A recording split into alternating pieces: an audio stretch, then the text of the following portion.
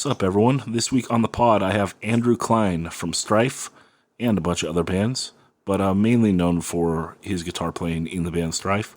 And it's a cool interview. We go through all his stuff, getting into punk, and then all the way through his current day stuff. It's a nice long interview. It's how I like the interviews on this pod to be, so I hope you enjoy that. Also, the Nardcore for Life comp went up for pre-order last week on July 1st. So if you have not pre-ordered it yet, please go to indecisionrecords.com and pre-order the Nardcore for Life LP.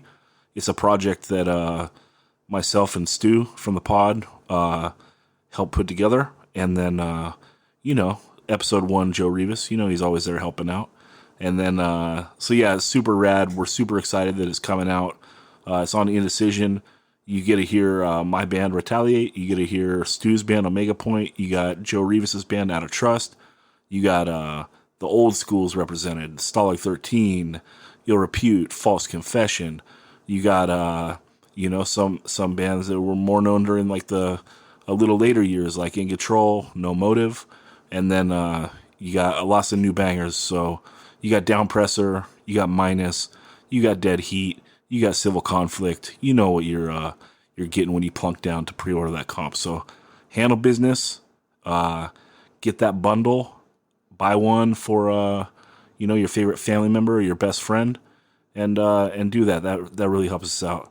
If you want to support the podcast, you can go to patreon.com/185 miles south and become a monthly Patreon. These guys are my personal heroes. Guys and girls are my personal heroes. They support the pod every month. I'm doing my best to always try to put up bonus content for you guys. And it's much appreciated that you guys have kept the show going. Also, subscribe to this thing. Like, rate, and review it wherever you listen to the podcast. And, spread the word. Share with your friends. A lot of podcasts were going for like a year or two before I discovered them. And, I wish I had a buddy that had texted me and being like, check this shit out. And then I wouldn't have been sleeping on it for so long. So spread the word. Appreciate it, guys. Let's get on with the pod.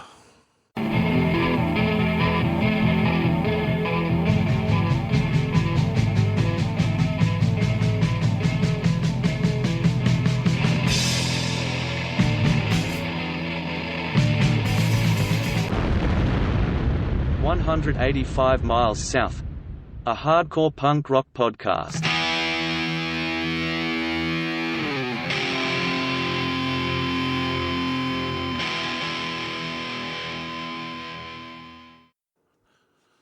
All right, this week on the pod we have Andrew Kline from Strife. How you doing?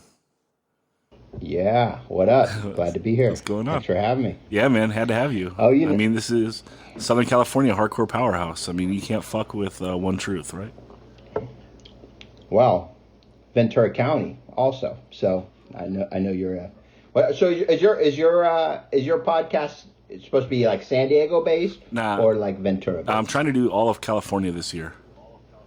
So okay, because I know you kind of like, especially with the graphics, you focus on Oxnard, Ventura, yeah. And I know a lot of people you interview, so yeah, I want to. We fit what I wanted right in there. Right, what I wanted to do is get like primary sources down of a lot of my like the older punk dudes from Oxnard, but I've done most of that, so it's time to branch out a little bit. The next generation, here we are. Yeah, I know. Yeah, here we are. You got a whole. Okay? Well, what year did you get into hardcore? Like start listening to it, sure. And I was probably like sixth grade. Okay. Which would have been around what year? Probably like 87. Yeah. Makes me sound real old, but I was little. I was a little ass kid, and I started. It was funny. So like my first thing I got into as a kid. You grow up, you play sports. I was playing soccer, but then somehow I got really into break dancing. Okay. That didn't last long, but I was like a break dancer for like 1 year. I think I was like third grade. and then started skateboarding. And then 6th grade, as I was skateboarding, I had one friend, this kid Anthony, who was into rap music. So we were like really into like Run DMC, Beastie Boys.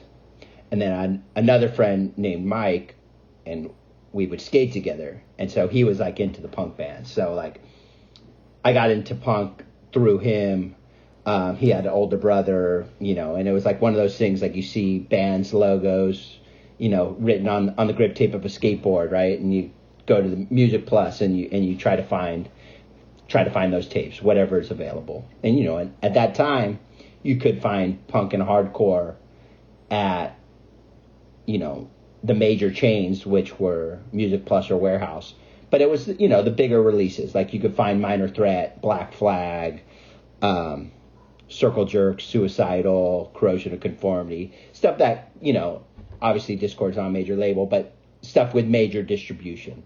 So the first tape, I tell this story often, but the first tape I bought was Technocracy from Corrosion of Conformity. And then from there, it was like, all the classics from Minor Threat to Black Flag.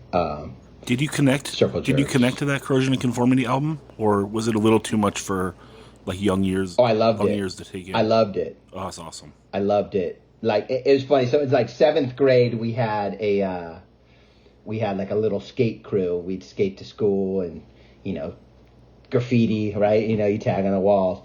And my first graffiti name was Farce. Nice. And that comes from the Corrosion song, Milking the Sick Farce from Technocracy. So yeah, I love that record, but that was like the first I heard.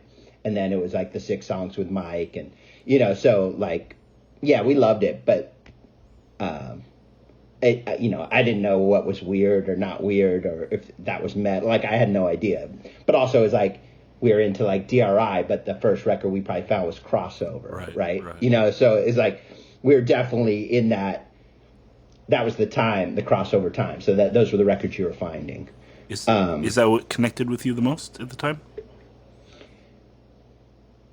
I think you were just like, as a kid, you're just open to anything. So you didn't really like see a difference. Sure. Whether we were listening to like the Descendants or the Freeze or Suicidal, we liked Excel. I mean, we were definitely into a lot of the crossover bands because that was what was out at the time. You'd pick up a Thrasher and you'd see an ad for the Joke's on You. And you're like, oh, that's cool. They're cool. Yeah. You know what I mean? Or you'd see like, it was probably a little after Join the Army came out. We had the first Suicidal.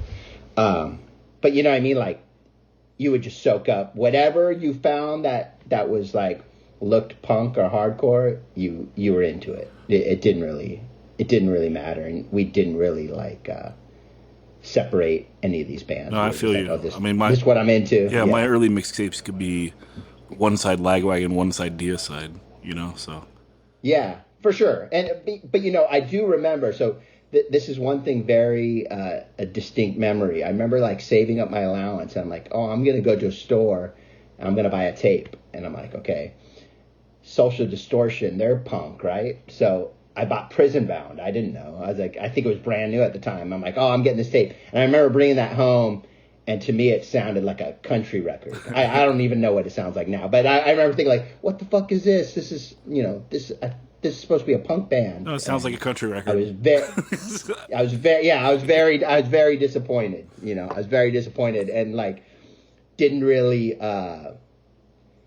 I kind of never really even gave them another chance. Like I knew them from like Another State of Mind. That was a cool movie, but like I never went back and really listened to anything from Social Distortion. Like obviously I know the classics, but like I think that record turned me off so much. I was like, I'm not into these guys, Oh yeah, I feel you. I mean, the first Exodus record I ever listened to was that one with like the really weird artwork on the front cover. It was like their Bad record.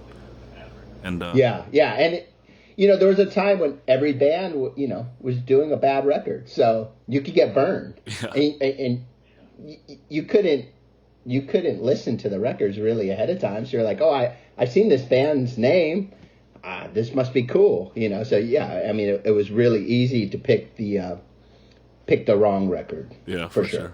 For sure. So when do you pick up a guitar and start? When do you do your first band? So it's funny. So we'll keep going with the story about music, and we'll get into the band. So as I'm starting 7th and 8th grade, we have a group of skater kids, and we're all skating to school. And my friend Mike, who we later started a band with in high school, but he has an older brother, and we're finding out, like I said, Descendants, Freeze, Reagan Youth, all because his brother knew these bands, right? And so at that time, I did get a guitar. We had this idea that we were going to do a band, and I think like he was going to sing because he wanted to be the singer, and someone else was going to play drums. I don't even remember. Someone was playing guitar, and they're like, "You're playing bass." I was supposed to play bass, but I went to the music store and got a guitar. So like I got this really weird. I don't even know what brand it was, but it was this black, really cheap guitar that like. It was from a music store, but it's like the very cheapest thing you could buy. And it like was black with bright green lightning bolts like all over it. Now that was the first guitar I had. And I remember we never started the band. But that was like the first thing. I was like, all right, I'm going to play guitar. And I got it. And, it was funny. I did take a few lessons, probably in 7th grade. And I remember learning like Fade to Black from Metallica, and maybe probably One or something from Metallica. But so I had this really metal long hair guitar player, and he was from this. He played in this local. I guess they were like a glam band called Theater, which you may have heard of. They would play a lot of shows, and so that was my guitar teacher. But it didn't last very long. And then where do you go from there? When do you actually like do a punk band? Well, so still that takes me like into high school. Okay. Like, right. So, I started going to shows. So in junior high, I was very fortunate. I had a next door neighbor. My parents got divorced. I was in 6th grade. My dad moved into a new house not far from my mom's. My next door neighbor was this old punker. He wasn't older than me. He was probably, I don't know. He was 25. 10 year. Yeah. He probably was. Yeah, older than me. Right. But the coolest part, so he played drums. He was in a local band from Ventura County called Scratch Bongo Wax. You've probably seen their name on flyers. Actually, Fred Hammer posted one today of a Ill Repute show that they played. But they're kind of like a punk garage rock. Pretty cool band, actually. But the cool thing was he had this like incredible record collection. So he had like thousands and thousands of records, and it was like whether it was like two-tone ska or reggae or like New York hardcore, all the touch and go stuff. He had everything. So I would go to his house and he would like loan me out like here's like 3-4 records, bring them home. I'd take them home. I would record them and then bring them back, and then we'd trade them out. So it was like from him, I got into like he had like Victim in Pain. He had like Negative Approach on vinyl. He had the FUs. I mean, he literally had everything. He got me into Operation Ivy. So that from him, I kind of realized that I was into the New York bands. So I got really into like the New York hardcore bands.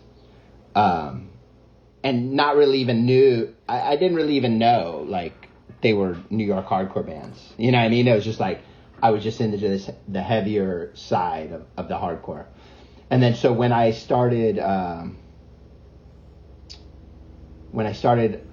high school, there was like one other kid that was like into hardcore at my school, this guy, Jeff Moore. And he saw me probably, I don't know, wearing like some sort of punk shirt or something. And we started talking, and he was 1 year older than me, and he was already like, had gone to shows, and he was friends with like Ray from Social Justice. And And from him, is like he would loan me CDs and records and, bands like Youth of Today. And, I remember like we would always like we'd go to the record stores and order records. I remember trying to we would order like The Sick of It All, Blood, Sweat, No Tears. And I remember trying to, for the longest time, I had the In Effect cassette. And we had all these bands. So I was looking for the Raw Deal LP. So the longest time we're like, where's this Raw Deal LP? Because the cassette says Raw Deal coming soon, and it's a Raw Deal song, not Killing Cut song. Right.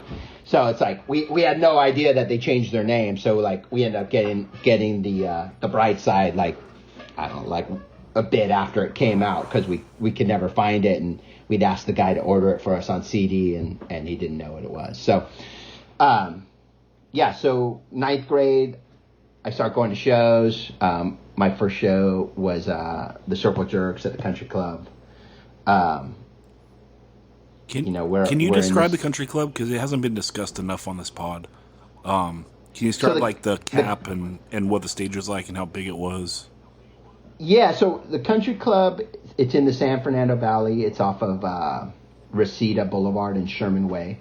And it was crazy because it was like a theater. It was like, 800 people, probably capacity. It was a tall stage, probably like a 4-foot tall stage with a barricade. And, like my sister was older. Like my sister saw like Prince play there. Beastie Boys played there. But they would do like punk and hardcore.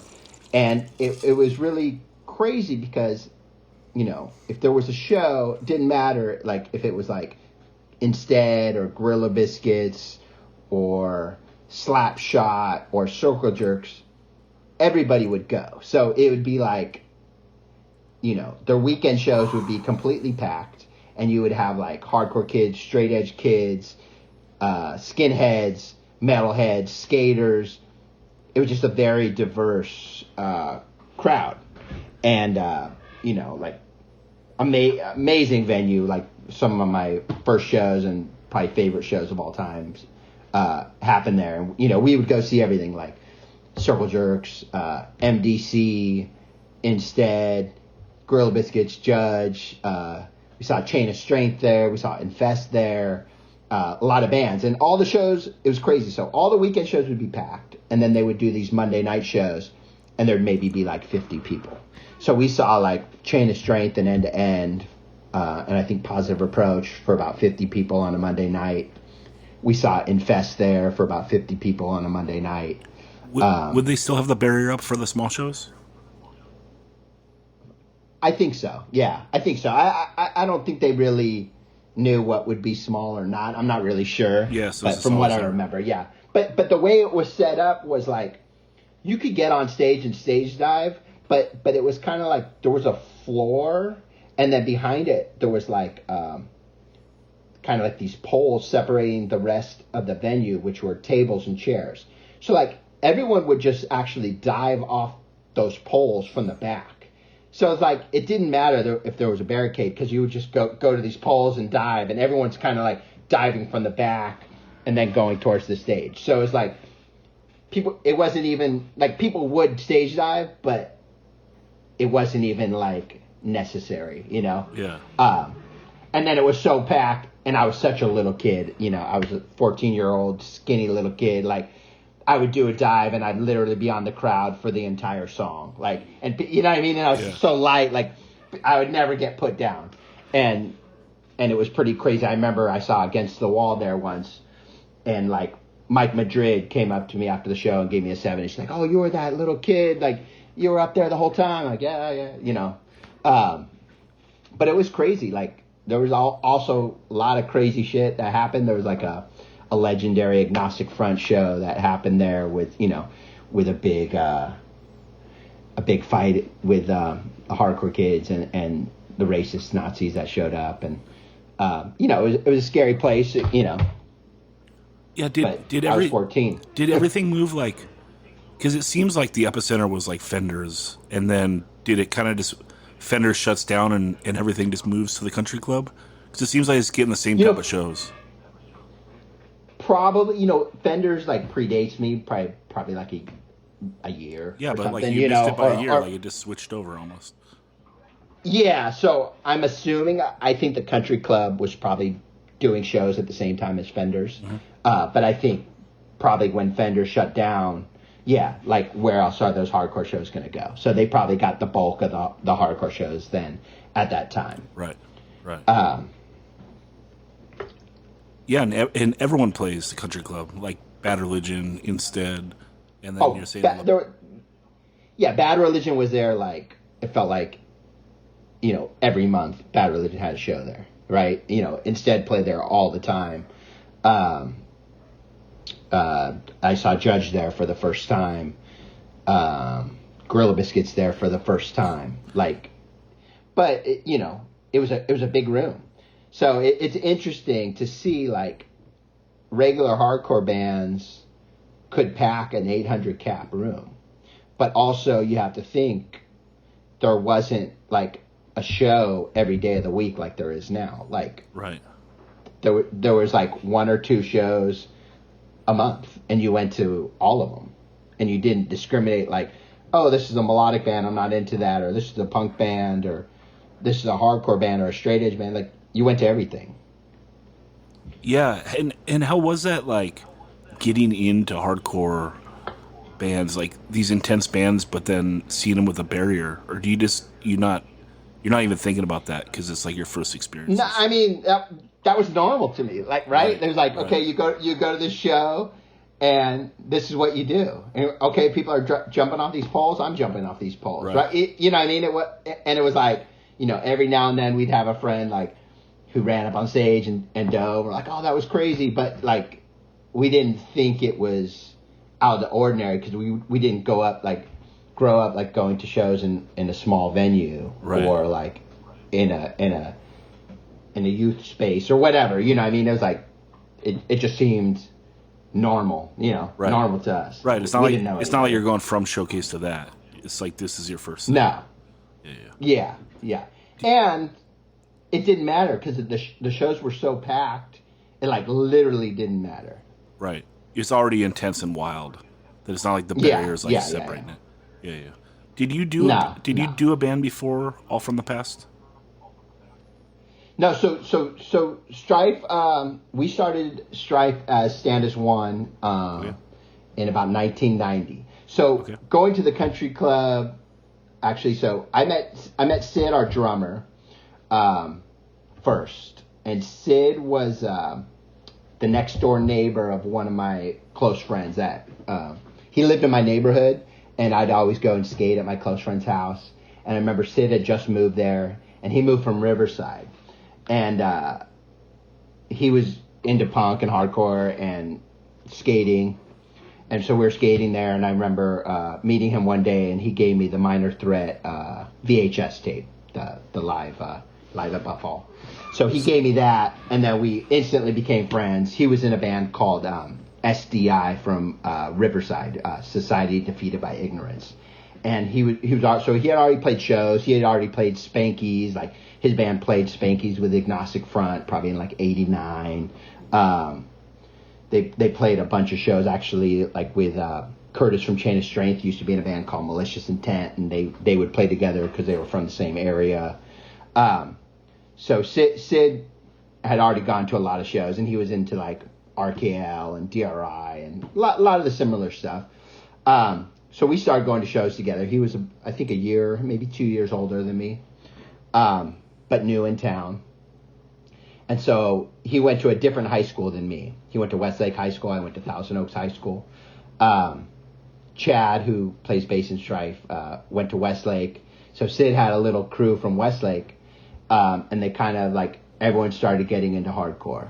So when we went to, I remember, I feel like it was a Bad Religion show at the country club. We met Rick in line, waiting to get in, and he was like punk, but also like getting into straight edge. So he probably had like combat boots and X's on or something, and he was already in a band at that time called Monster Club. And Monster Club was actually all the members of Still Life, but with Rick singing. But they were like heavily influenced by the Misfits, hence the name Monster Club. So they were doing this punk thing, and Rick was getting into straight edge and straight edge hardcore. We met immediately. We all became friends, and they started the band. And so originally, it's coming full circle. They started the band. It was Rick and Sid, our friend Scotty Cullen on bass, who ended up in Go It Alone, like years later. And then the kid that originally played guitar was my friend's, who got me into punk, his older brother, who I said had the collection with bands like the Freeze and Reagan Youth and stuff. So like he was the original guitar player. He worked at Toys R Us with Sid, and he was a really good guitar player. So they started jamming, but he was also like kind of like a stoner kind of guy and really flaky. And so I think they jammed like once or twice and didn't pan out. So I remember going over to Sid's house one day. He had his drum set up in his room, and I was like, oh, I think he might have even been waiting for the other guy to show up with his guitar. And I was like, oh, I could play. Let's plug it in. And so we started like jamming. I think we wrote like a song of ours called Dedication, like right then. And I remember like playing guitar in his room. He's playing drums. I'm like jumping off his bed, just like, you know, and then from then on it's like, okay, we're doing this band. And like, so Scotty was playing bass and he was good. But he, I think he played like 2 shows with us, recorded on the Stand As One demo, and then he like disappeared. And from what I understand, he started following the Grateful Dead, like turned into a hippie, started following the Grateful Dead around the U.S., which is, you know, it's very on trend right now in 2020. But like in like 1990, it was like so odd. No hardcore kid was listening to the Grateful Dead. So he disappeared, and then Chad was just our friend. We're like, hey, you're playing bass. And it was like the same thing. Chad had already bought a guitar. He had one of those Marshall like mini stacks in his room, and he's like, all right, I guess I'm playing bass. So he bought a bass, and you know, and that was it. And that was the band. You know, we played, I don't know, probably 10 shows at Stand As One. Okay. And then changed our name to Strife. So that was my actual first band. Okay. And so there's a Stand As One demo, and then you do a Strife demo. Yes. And so, yeah, so we start playing out as Stand As One. We play our first shows in Moore Park at Rick's Moore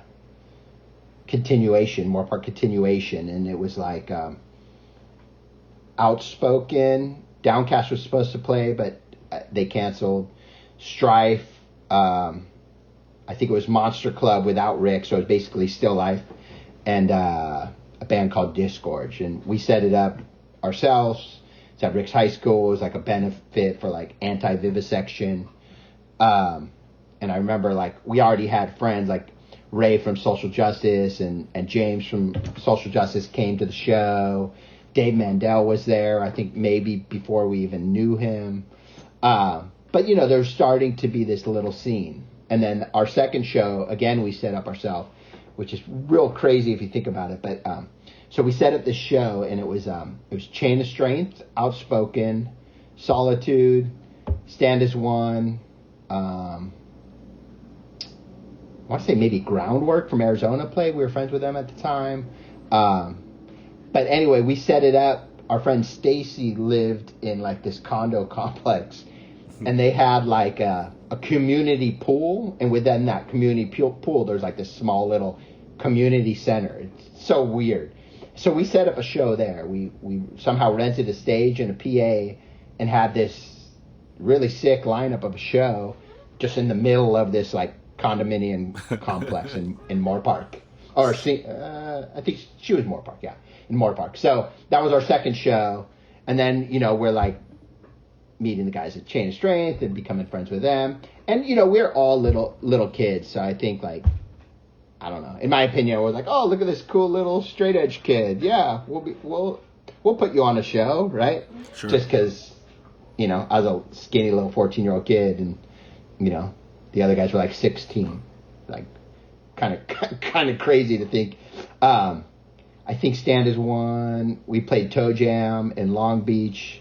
Played the Red Barn in Santa Barbara with like Struggle and End of the Line. Maybe Heroin.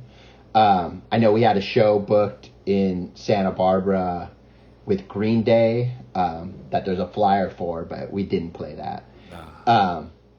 But yeah, that would have been cool. Flyer's cool. Yeah. But yeah, so we played a handful of shows, and then then we changed our name to Strife, and from then it's like, Sid had a good contact at Spanky's because he was from Riverside, so we started playing Spanky's quite a bit. And we got a lot of support early on from people like Caton from Hyrax, who worked at Zed's, Igby, who worked at Zed's. And this is before or after the demo? Kind of right around the same time,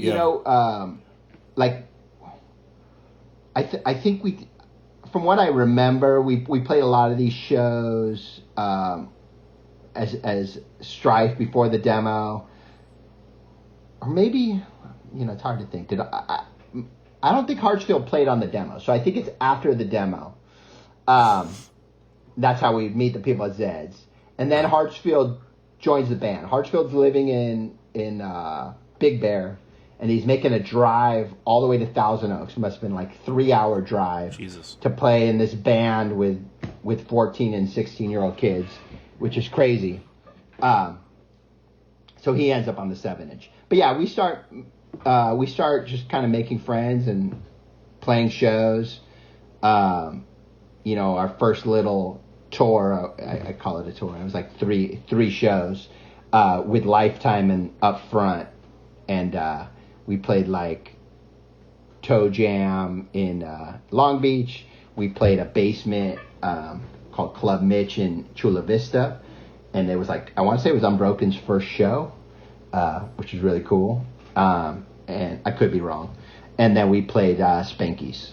So that was kind of like our first little tour.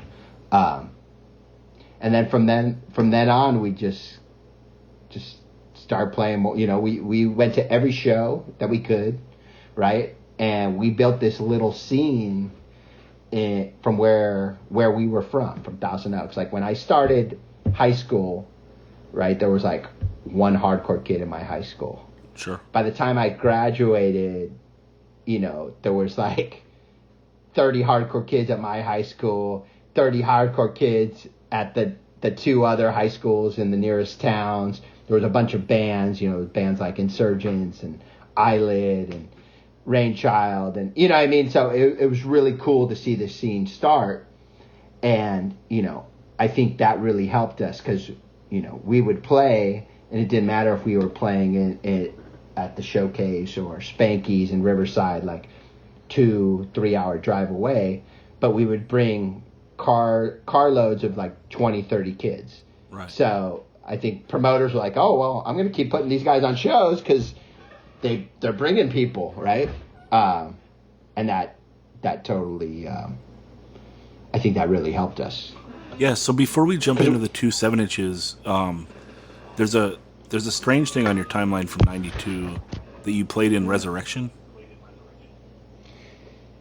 Well, kind of. Okay. Yes. You're on the Is for Life comp. Do you play one song? Yes, that is true. Okay. That is true. How did that come about? Because they're a New Jersey band, correct? They're a New Jersey band, and I say I kind of played him. So basically what happened was Ressurection and Mouthpiece fly out to the West Coast for like this kind of new age little tour. So the first show is at the Roxy, and it's like Outspoken, Strife, Mouthpiece, Ressurection, Chorus of Disapproval, and it's like the first hardcore show at the Roxy, and everyone's there, and it was awesome, like crazy show, and it's like first time there's been a hardcore show in like a, to us felt like a real venue, probably the first time we're playing like a real venue, right? I say that with quotes, you can't see that, but I'm doing air quotes. Well, you're playing on Sunset Boulevard, like one of the famous clubs. exactly. And it's like we just met the guys in Mouthpiece and Ressurection, I believe. They come out, we become friends. Like we meet Slash in the parking lot. You know what I mean? It's like okay, we're like a band. We're doing this thing. So we play the show, and so one of the guys, I don't even know if he ends up playing the Roxy, but he flies in, and he's playing in Mouthpiece, and I guess he's playing in Ressurection too. And all of a sudden he just like disappears, and he's at the airport. So he's gone. He's the guitar player in Mouthpiece, and I guess I don't know if he was supposed to be playing bass in Ressurection or guitar, and they had to like move some stuff around. So somehow Ressurection's left without a bass player. Okay. So I was like, I'll do it. I didn't know any of their songs, and I remember they're like, oh yeah, it's cool. Like I learned the 7-inch.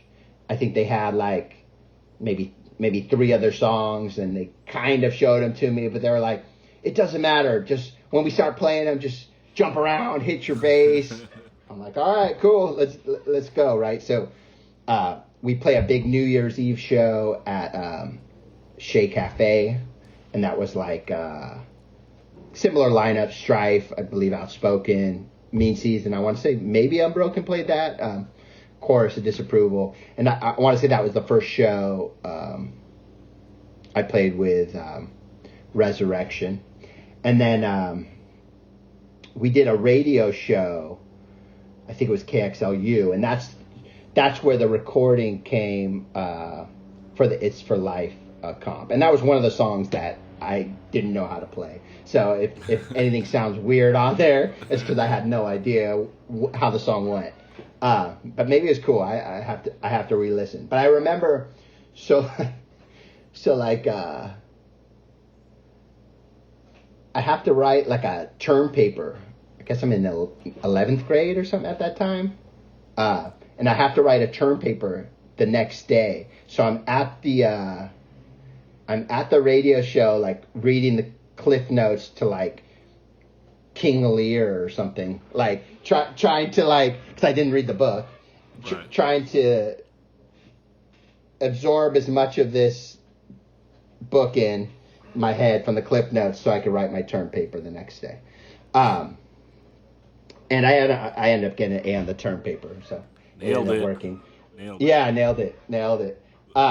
So that's how it ended up on that recording. And then also that tour might have been the night before we played Gilman Street, and that was like that was Mouthpiece, Ressurection, Outspoken. My first time to Gilman, at the time the furthest I've ever played outside from my house. Yeah. And it's crazy. So a crazy story about this I may have told before if anyone's heard this, but I remember we play the show and we're out in the parking lot and everyone's kind of packing up, and I see this dude on the bike kind of like checking out the van. And I'm like, huh. I'll go talk to this guy. I don't know if he's like scoping out the van or what his deal is, right? So I go, hey, what's up, man? How are you? He's like, hey, man, cool show, right?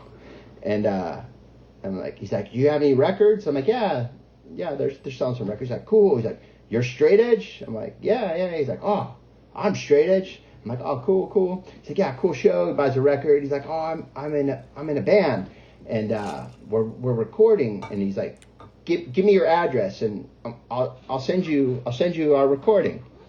So turns out it was Tim from Rancid, and so sick. Yeah, he ends up sending me the first Rancid on tape when it comes out, which is not much later. I guess at the time he was straight edge, so that was really cool. Or sober at least. You know, yeah. Oh, he literally said, I'm straight edge. I'm like, all right, cool. Yeah, and he's a crazy record collector. And the crazy thing is like, I play in a band called Berthold City now, and we played Gilman a few months ago with Youth of Today, and dude, Tim's older brother still volunteers there. So I met Tim's older brother, and he's like a record collector too. So I gave him a record, and I know Tim now. I know him for a long time, but I probably told him that story as well, and it was really cool to see that his brother. I think he works for the city now, but he still volunteers at Gilman, which is that's pretty amazing. Yeah, so sick. So you go and you record the My Fire Burns on 7-inch, and it's going to be on New Age.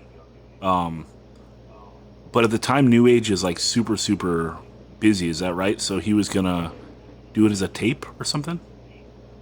Yeah, there was this weird...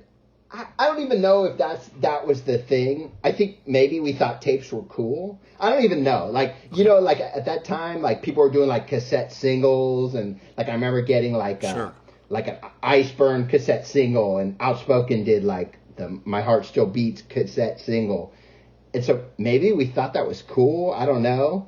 But yeah, so we record the 7-inch, and I think, Hartsfield was young too at that time. He didn't really have his business side together, but there's a bunch of delays with the 7-inch coming out. I don't know if it was a problem with the plant. I don't really know. Maybe Mike didn't have the money, didn't want to tell us. I don't know. Well, 92 is a hot year for New Age too. Like he's in the mix. For sure. So maybe he had like a release schedule already, and we're just like into that schedule. So like we're waiting for a record to come out, and we kind of feel like we're in a limbo. Like, hey, we record this, it's not coming out. We have these other songs, so we decided to record our a 7-inch. And Dave Mandel, who did Indecision Fanzine at the time, we started hanging out with him all the time. Like he was from the Valley, he lived off Valley Circle. So he was maybe like a 20-minute or less drive from us. And he was a little bit older. He had a car. He would come out to, he had a truck. He would drive to Thousand Oaks. We'd hang out all the time. We'd drive shows together.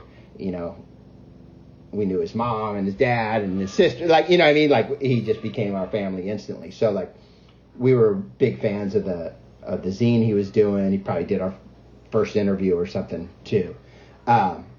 And he was like, "Hey, I'll do your record. Why don't we record these songs?"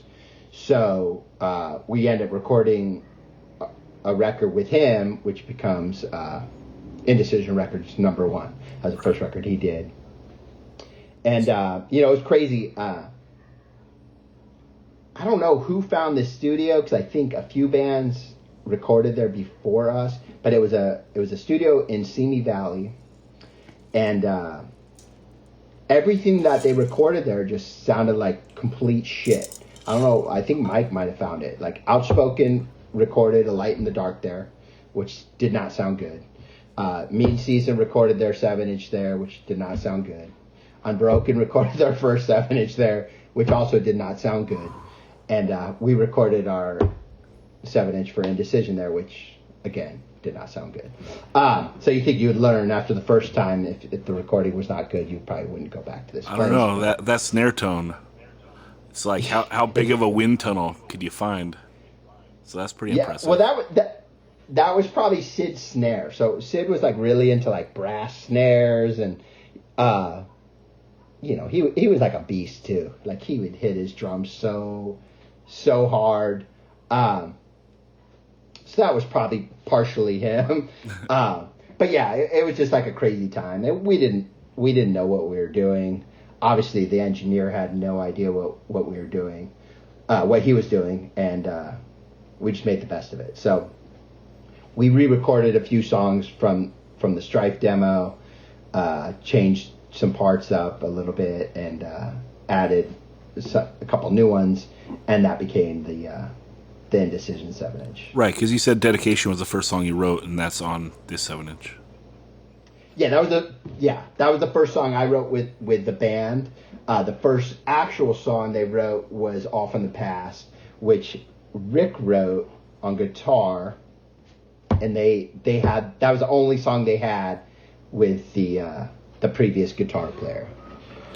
So how do you feel about these two 7-inches? Because they like songwriting wise, they're so developed for you guys being so young. Like the songs are pretty epic.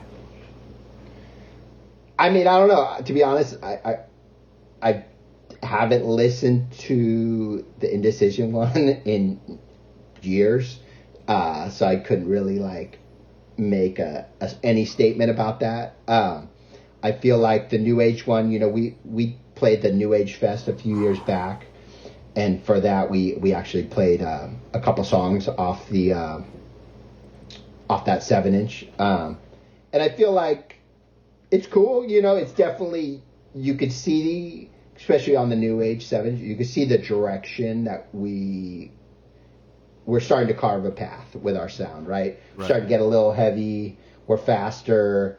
We're having these heavier mosh parts, which, you know, bands kind of weren't really doing right then. We're developing our sound, I guess you could say.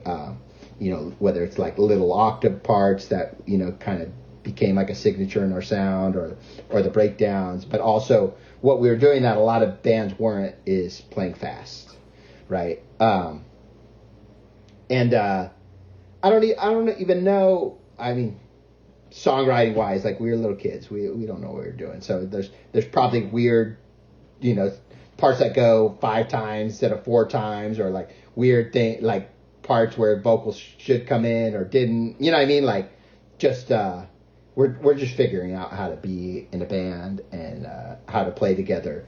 And I think we were really fortunate that we had a experienced drummer. Which kind of like was the glue that made the band at least sound halfway decent. Yeah, so that was it. But, you know, we're definitely heavily influenced by like Judge.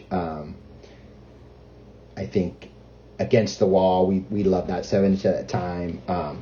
You know, I feel like Begin to Care, the song on that 7-inch, is heavily influenced by Against the Wall.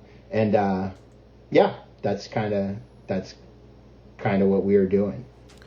Yeah, was it a conscious decision to always make sure you had fast songs, since, you know, 92, that's when a lot of bands are slowing down. I mean, even for the next couple years until there's a whole East Coast like youth crew revival.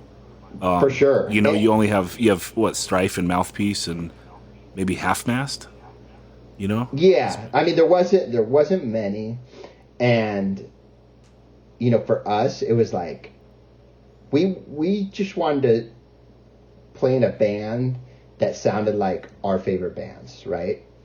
And our favorite bands were fast, and we wanted to be in a band that like jumped around and went crazy, and that's what we did. I think again, a lot of it has to do with the fact that we had a good drummer, and Sid could play really fast.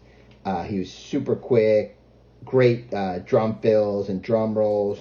And so, like, I think a lot of the reason a lot of these bands were slow is because they couldn't play fast. They couldn't play fast beats. You know what I mean? Like, yeah, or they just sounded sloppy when they were fast, and they sounded tight when they were slower and mid-tempo.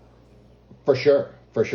So, you know, I think we use that to our advantage. But also, again, like, we're kids that grew up on punk. We grew up on crossover. And we grew up on faster hardcore bands. So, yeah, I mean, absolutely, we were always, you know, going to be on the fast side. You know, we had slow songs and definitely slower, heavier parts at times, but we were always going to stay on the fast side. So these two 7-inches come out in 92. Do you see, like, your draw go up after they come out? Like, is there a constant build, or is there an explosion, or what happens when the two records come out? I wouldn't say an explosion. I think, you know, just we're playing more, we're meeting people. You know, like, again, like, Thousand Oaks is probably 40 miles from Los Angeles, but there wasn't much going on in Los Angeles. So at that time, the scene was really like Orange County and the Inland Empire, right?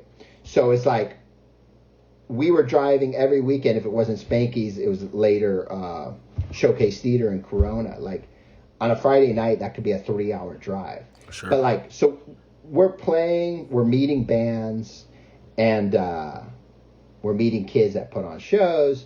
And I think, like, yeah, we started getting more kids to our shows. Yes, because we had records, but also we were playing more. We had more visibility. And I think, it's funny, like, when we first started, like, no one from the OC would, like, pay any attention for us. They didn't care. They're like, who are these fucking kids? They're not from our scene, right? We couldn't get on any show. So, like, we're really fortunate, like, we had people like I mentioned, like Caton from Hyrax and Igby from Zeds and Izat from Spanky's and Showcase, who really had our backs, really, and Hartsfield, and really helped us get on shows. And it really took until our record, One Truth, came out, and, we were headlining all the shows. Then the OC bands were like, oh, yeah, these guys are cool. I'm cool with these guys, right? But I remember trying to get on Instead's last show at Spanky's, and we couldn't get on. And it was like basically like an all Orange County lineup. Like, we had played Spanky's a few times, and we'd called Isa trying to get on, and he's like, oh, no, there's a band called Black Spot opening. We're like, I don't know. We don't know who Black Spot is, but OC kids, and obviously it makes sense. I'm sure they were friends with Instead. It makes sense. But we were like, man, that's the show we wanted to play. Those were the shows we wanted to play, and we just couldn't break into that. But, like, the real tipping point was 1993. We recorded What Will Remain for the Only the Strong comp. Yeah, for the second Only the Strong comp. The first is the 7-inch, and then is it a 10-inch or a 12-inch? It's a 12-inch. It came out like picture disc. That's right. That's right. It's got like a Warzone song. It's got. Yep. It's got Something to Prove. Yeah. It's got Black Train Jack. It's got Ressurection. Yeah. Yeah. It's a wacky. It's kind of a wacky lineup, which I guess worked in. It's very of the time, and you guys definitely stand out.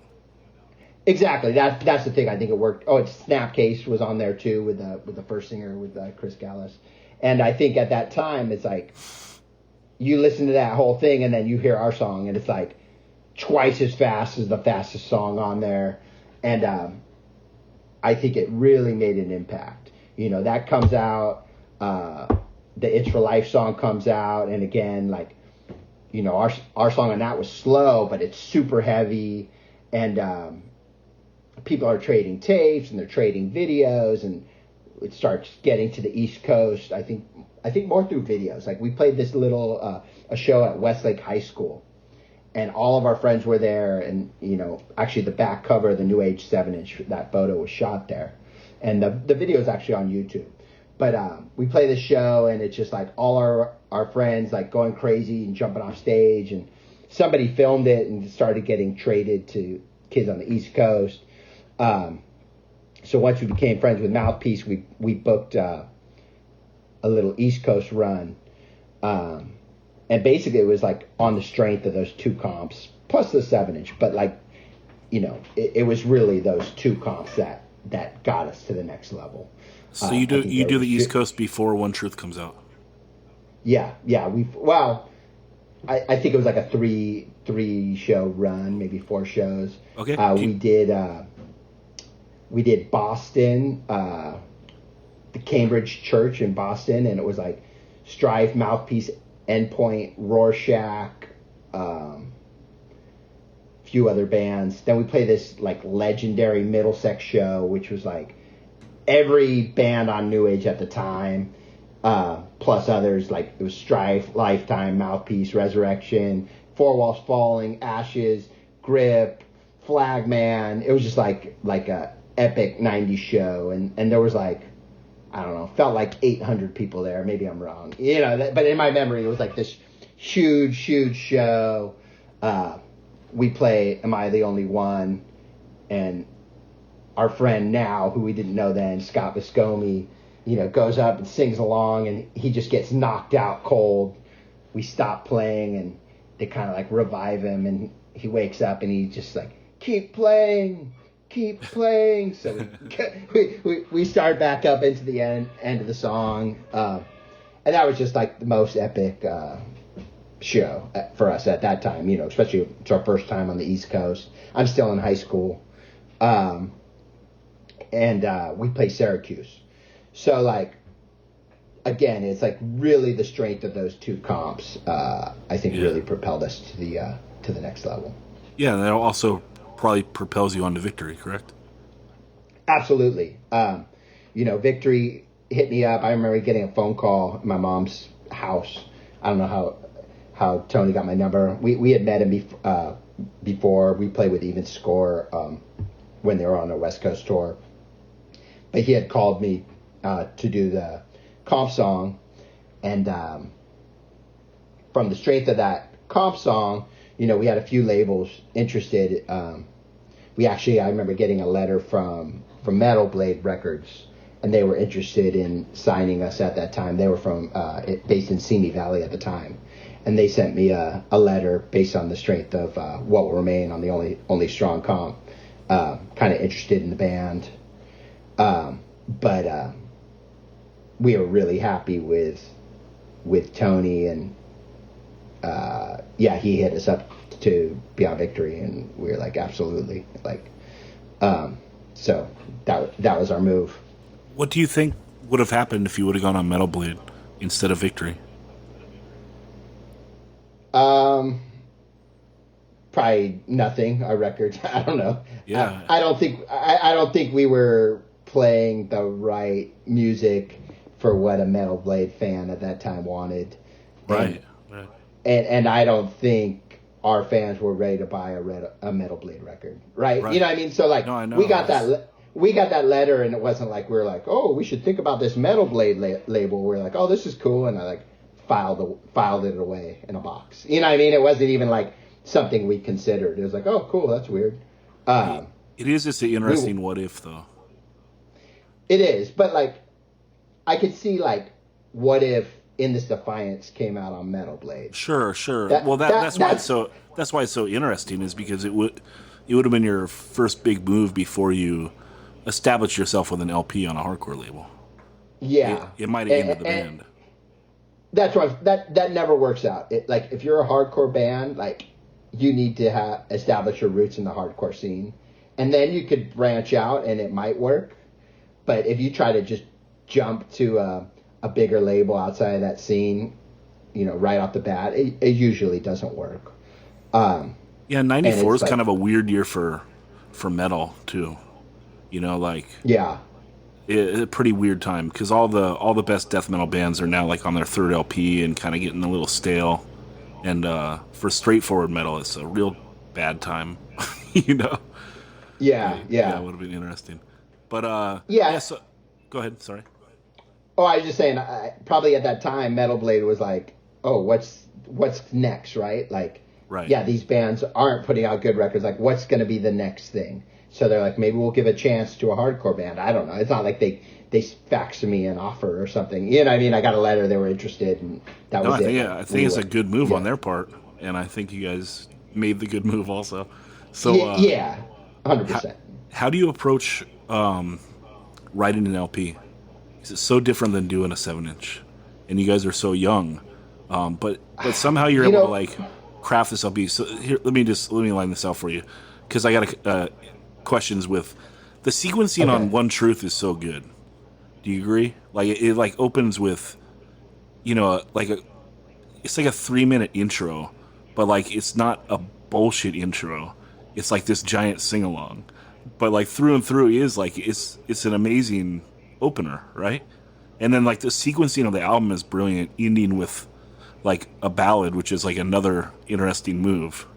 Weird move. Yeah, but do you go in like thinking about like the trajectory of like the journey you want to take the listener on, or are you writing these songs as piecework?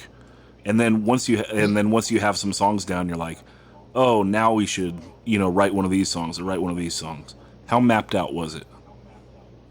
It totally wasn't mapped out. Like we weren't like overthinking it at all. Like obviously we couldn't put Slipping, which is the ballad. Like we weren't going to put that first. But like Through and Through was like the first new song that we wrote. That was the song we were playing like before that record came out, and that was probably the first song out of that batch of songs that we wrote. So I think to us that was like, okay, that's going to be the first song. It was the first song we wrote. You're right. I think that record, you hear some new influences creeping in. I remember we went and saw, first of all, heavily influenced by Integrity, Those Who Fear Tomorrow. I remember I went and saw Undertow at Spanky's, and Ron Brotherhood was there selling cassettes of that Integrity record, and I bought one and absolutely loved it. It was like no other hardcore band I had heard at that time. It was just darker and heavier, but still had fast songs and still had heavy parts, right? So we were really into Integrity. We were really into Biohazard. We went and saw Sick of It All, and we followed them around, a few dates on their West Coast leg of a tour. I think they played Santa Barbara, and then we saw them at Spanky's and maybe in Hollywood, but they were on tour with Fear Factory and Biohazard.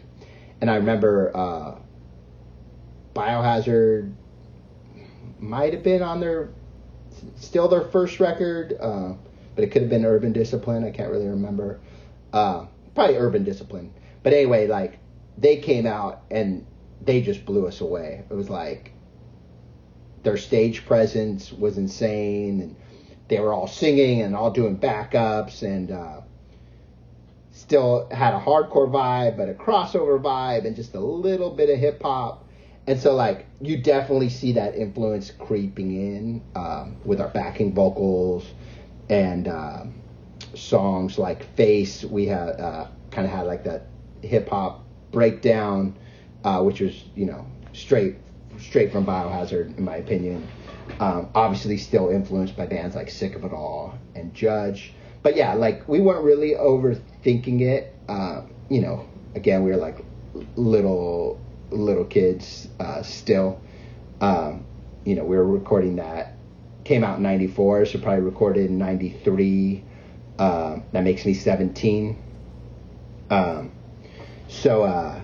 Yeah, I remember we recorded that at the same studio. It's called Dave's Underground in Hollywood. We recorded What Will Remain There, but we might have also recorded Am I the Only One There? The version from the Is for Life comp.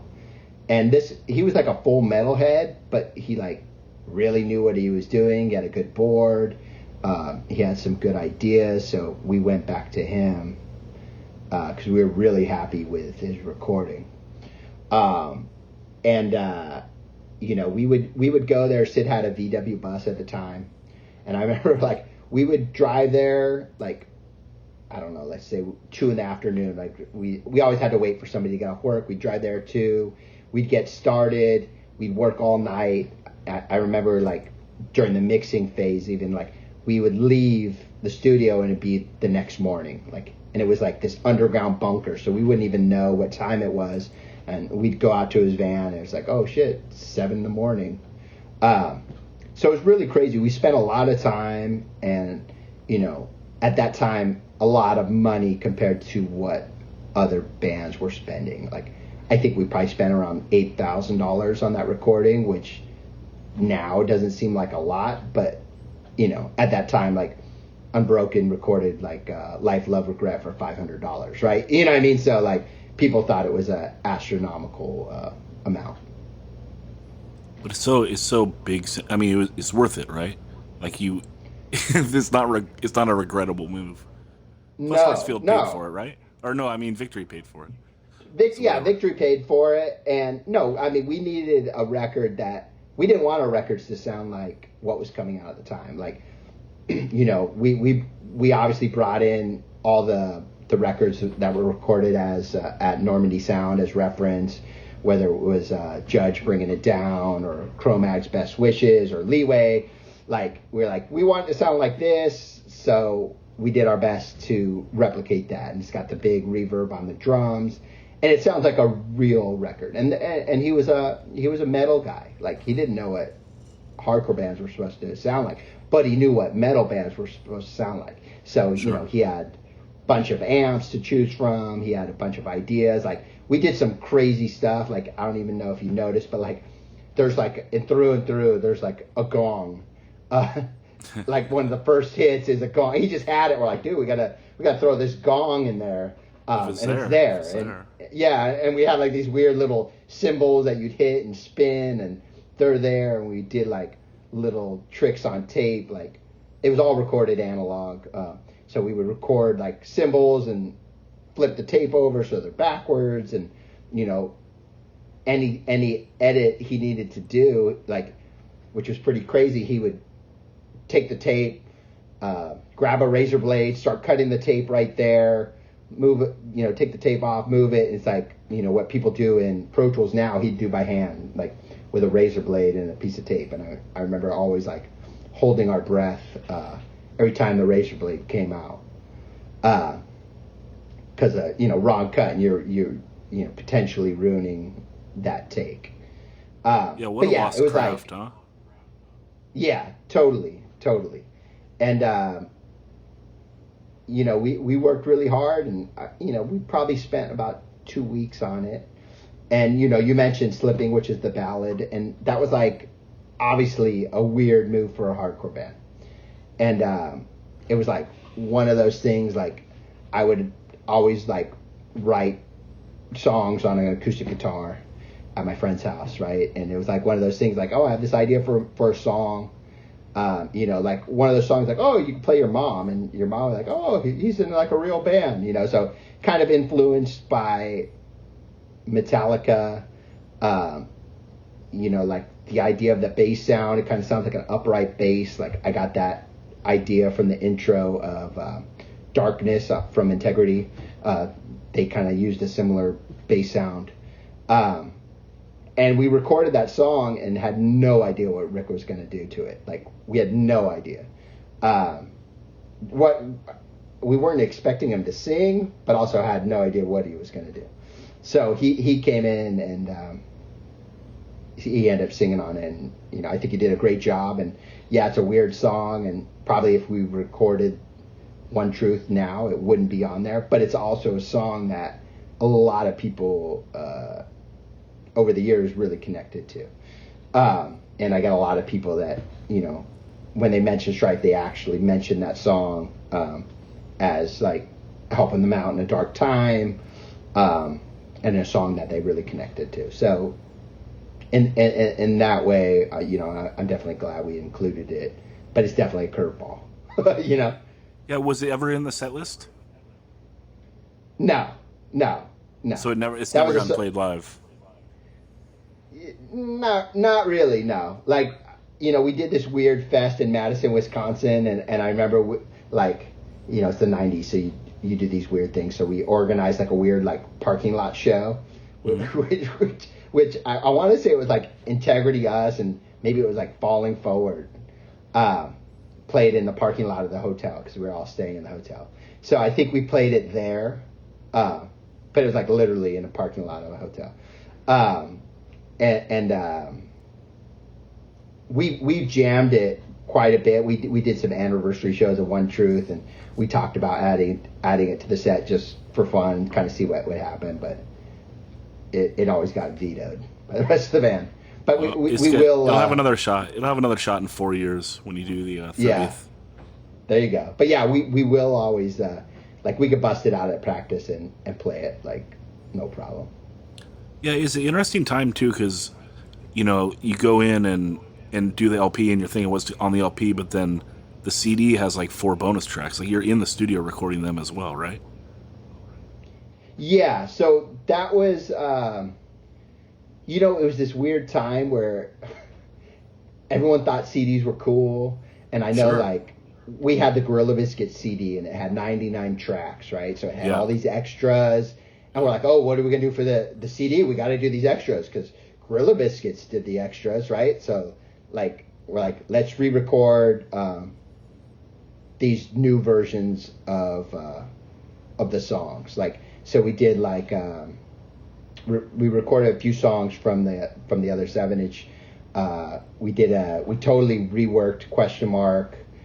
We did like a epic version of Calm the Fire with all these like crazy samples. I think we redid Inner Struggle and added some backups. So, I think we really wanted to give those songs just like a new life, a little more justice from the other recordings, but also like we thought bonus tracks were cool because the other bands did them, I guess. You know what I mean? Like, yeah, I mean, there was a lot of bands like that was a move, Yeah, for That's why sure. go ahead. I think also you got to remember CDs were expensive back then. So Sure. you really wanted people to feel like they got their money worth. Like, oh, if I'm going to spend this CD, which could be like $18 or $20, like I feel like, you know what I mean? Like we got to make it worth their while, and we got to give them something extra, because they're paying extra. So that was kind of the thought at that time too. Yeah, sure. I always thought that Live After Death by Iron Maiden was really cool because it was like the one thing where the LP has the bonus tracks. Yeah. But also, with LPs too, it's like you can typically fit less music. Like Exactly. That's why it was so interesting that Maiden records like that there's extra songs on the vinyl and not on the CD. So, yeah. But it's a double LP, so what are you gonna do? Yeah. So do you see the popularity explode after One Truth? Now you're a headlining band. Oh yeah.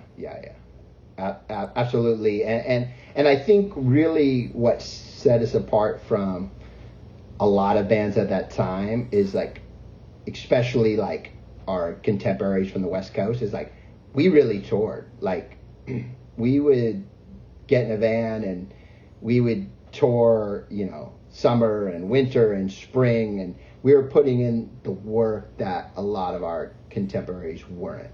So that was also setting us apart. Like Outspoken did a East Coast, maybe 2 East Coast weekends on their whole career, right? Or Chorus went to the East Coast maybe once. I want to say Mean Season probably went to the East Coast once, but we were doing the East Coast 3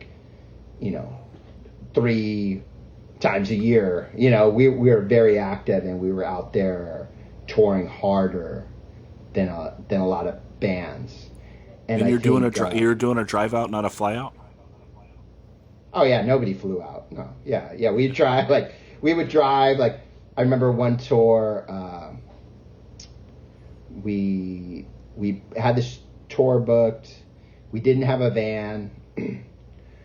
We bought a van from a place called Rent-A-Wreck in Thousand Oaks. Sounds terrible, for like $1,000. Took it to my friend's house to fix it up for the tour. We put in like some wood on the bottom and put some curtains in, and then like 2 days later drove from Thousand Oaks straight to DC. We ended up missing, our first show was in Philly. We ended up missing that, but we drove like 2 days straight to our first show that ended up being in DC because we missed the Philly show. But yeah, we would just get in the van and drive in shifts and never stop. In these earlier tours, did you ever play on your way out, or would it always just be haul ass to the East Coast? I feel like for some weird reason that was our move. Yeah, like start on the East Coast and work our way back. But I also feel like the shows were just better. Like West Coast obviously had great shows. Sure. East Coast had way more because there's so many states that are close. You can get to Connecticut, hour from New York. You could do like New Jersey, New York, Philly, DC, Connecticut, Rhode Island, Boston. You could do all those, and they're all short drives from each other. So we would just we're going to do this. But are you doing Minneapolis and Chicago on the way out, or Texas on the way back, or anything like that? Just go and come back? Yeah, so we would hit some of those spots on the way back. Okay. So you haul ass one way and then try to make it work on the way back. Exactly. And so go ahead, sorry. Definitely places like Chicago, because especially Victory was there. We played Chicago quite a few times.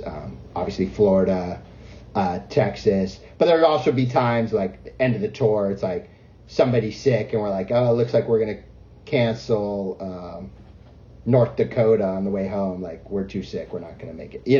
Sure. That would happen sometimes too.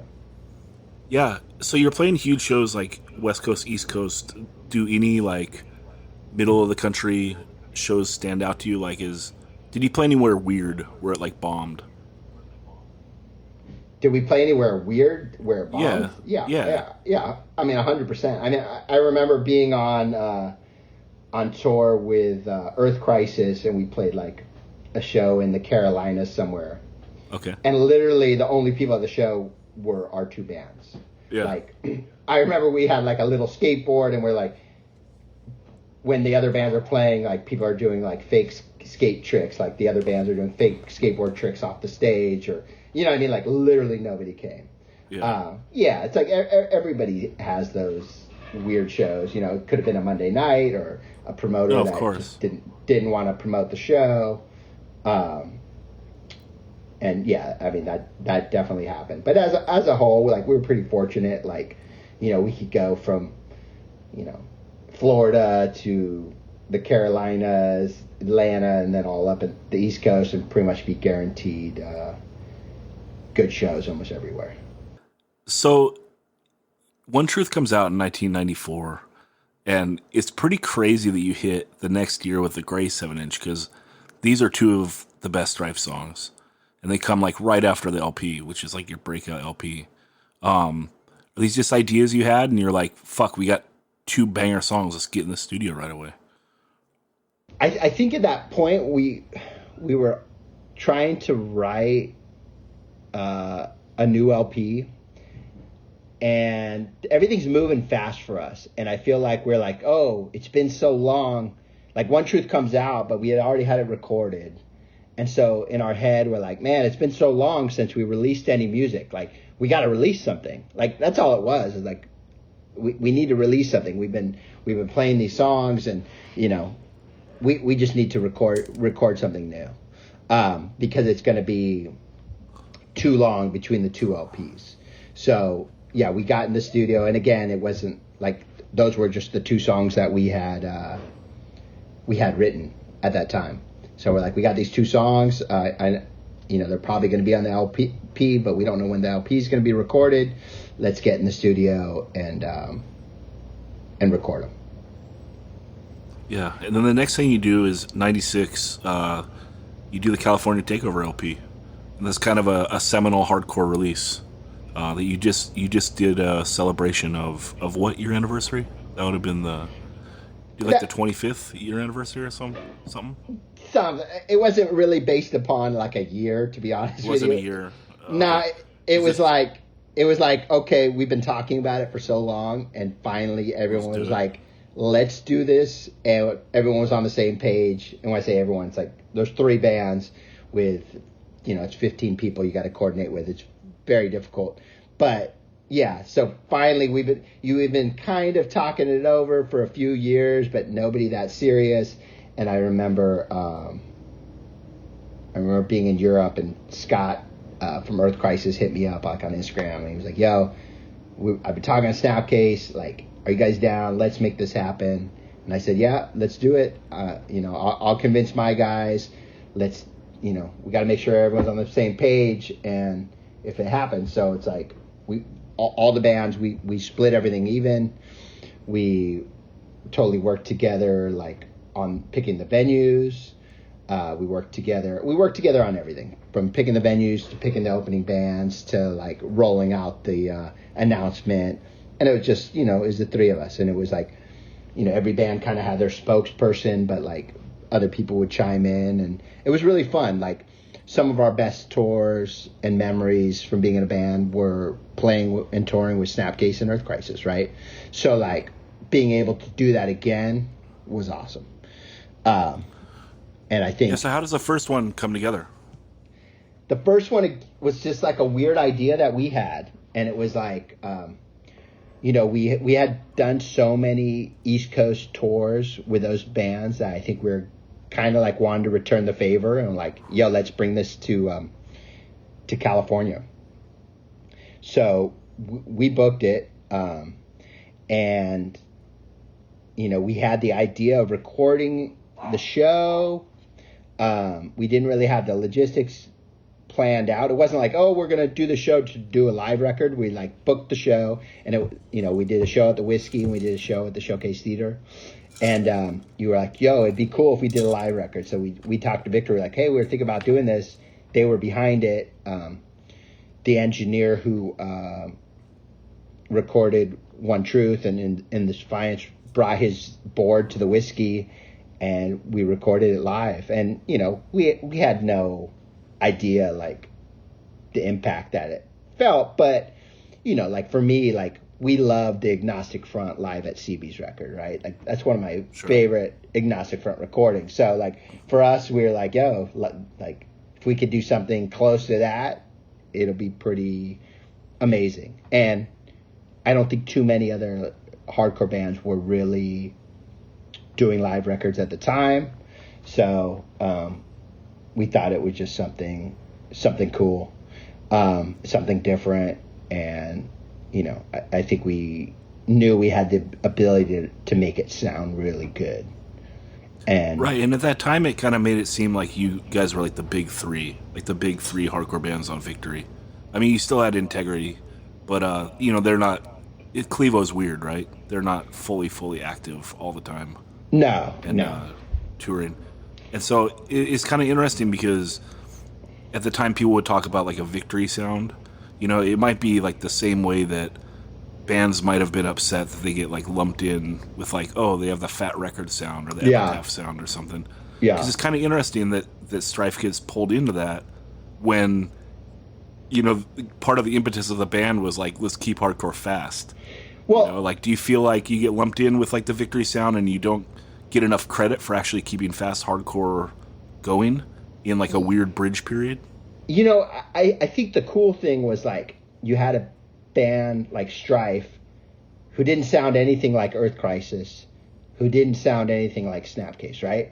Like that's why it worked. Like we're all from the hardcore scene. We all loved hardcore, but we're all pulling from different influences, right? And we're all doing our take on it was 90s hardcore, where it was the 90s, right? So we were all doing our take on hardcore at that time. And I think what was cool is that none of us sounded alike. But Integrity didn't sound like either of us either, and neither did Cast Iron Hike, or neither did Warzone at the time, right? So I think that was what was cool. It was like, it wasn't like a label putting out a bunch of bands that all sounded the same. It was like bands. It was a label put out bands from different parts of the country who had their influences and sounds. And I think, maybe towards the later side of the 90s, then the Victory sound was like more metallic hardcore. And I get it, like, In This Defiance is definitely like a heavier record with intention, right? But I don't think that record sounds like All Out War or some of the other metallic hardcore bands coming out of Victory at the time. I still think bands had their influences. And I think we had a little more in common influence-wise with bands like In the Youth Crew Revival, like bands like 10 Yard Fight and Floor Punch and In My Eyes, who came, a few years after we did, and were influenced, by a lot of the same bands that we were. So, yeah, that's kind of... Yeah. Did you enjoy the Donuts LP? I did not. Okay. But I didn't hate it. It just like... But I did love, like, the Refuse, the songs to fan the Flames was amazing. Abananda. We toured Scandinavia with Abananda in 95, and man, I love that. Senseless record is awesome. It's like, like perfect marriage between like what we were doing, and then a band like 108 has some metallic riffs but still hardcore. Like Sweden had some great bands. Fireside was amazing.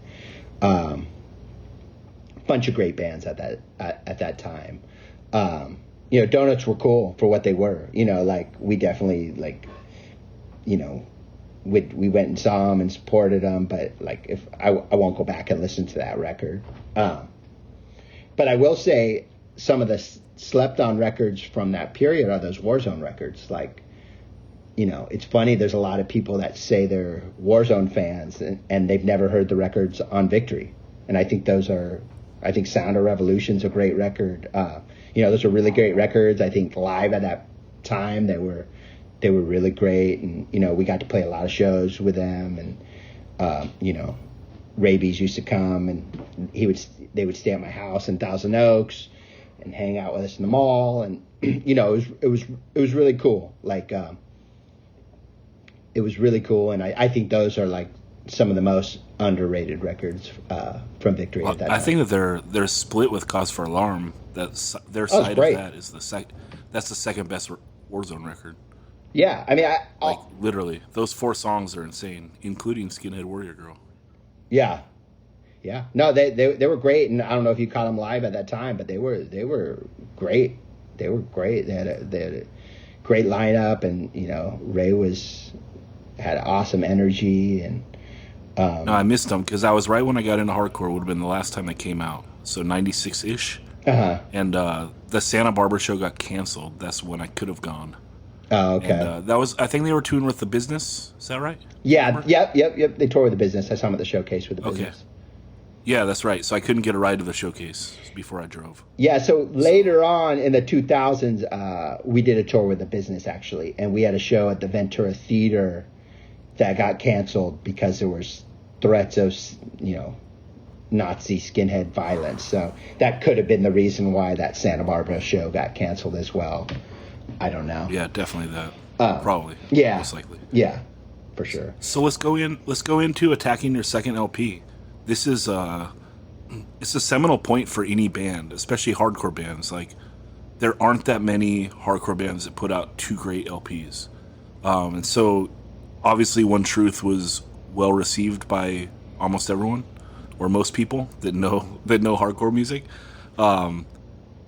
What sort of pressure do you feel going into do Endless Defiance? And how do you approach it? Okay, well, addressing a point, like, I think One Truth was well received, but there was a ton of haters. There was a ton of backlash. You got to think, like, this record came out at a time when, like, the ebullition bands were getting very popular. The PC punk bands were getting very popular.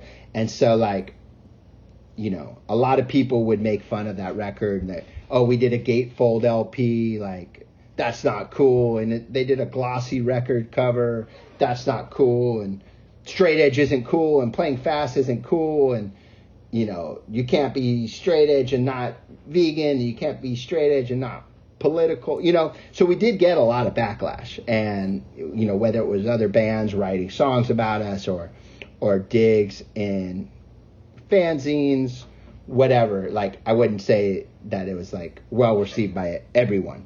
I think you know, we toured hard, and we made friends everywhere we went. And that was, like, to be honest, like, that diffused so many situations because we always had friends, like, in every scene and every band, and people would vouch for us.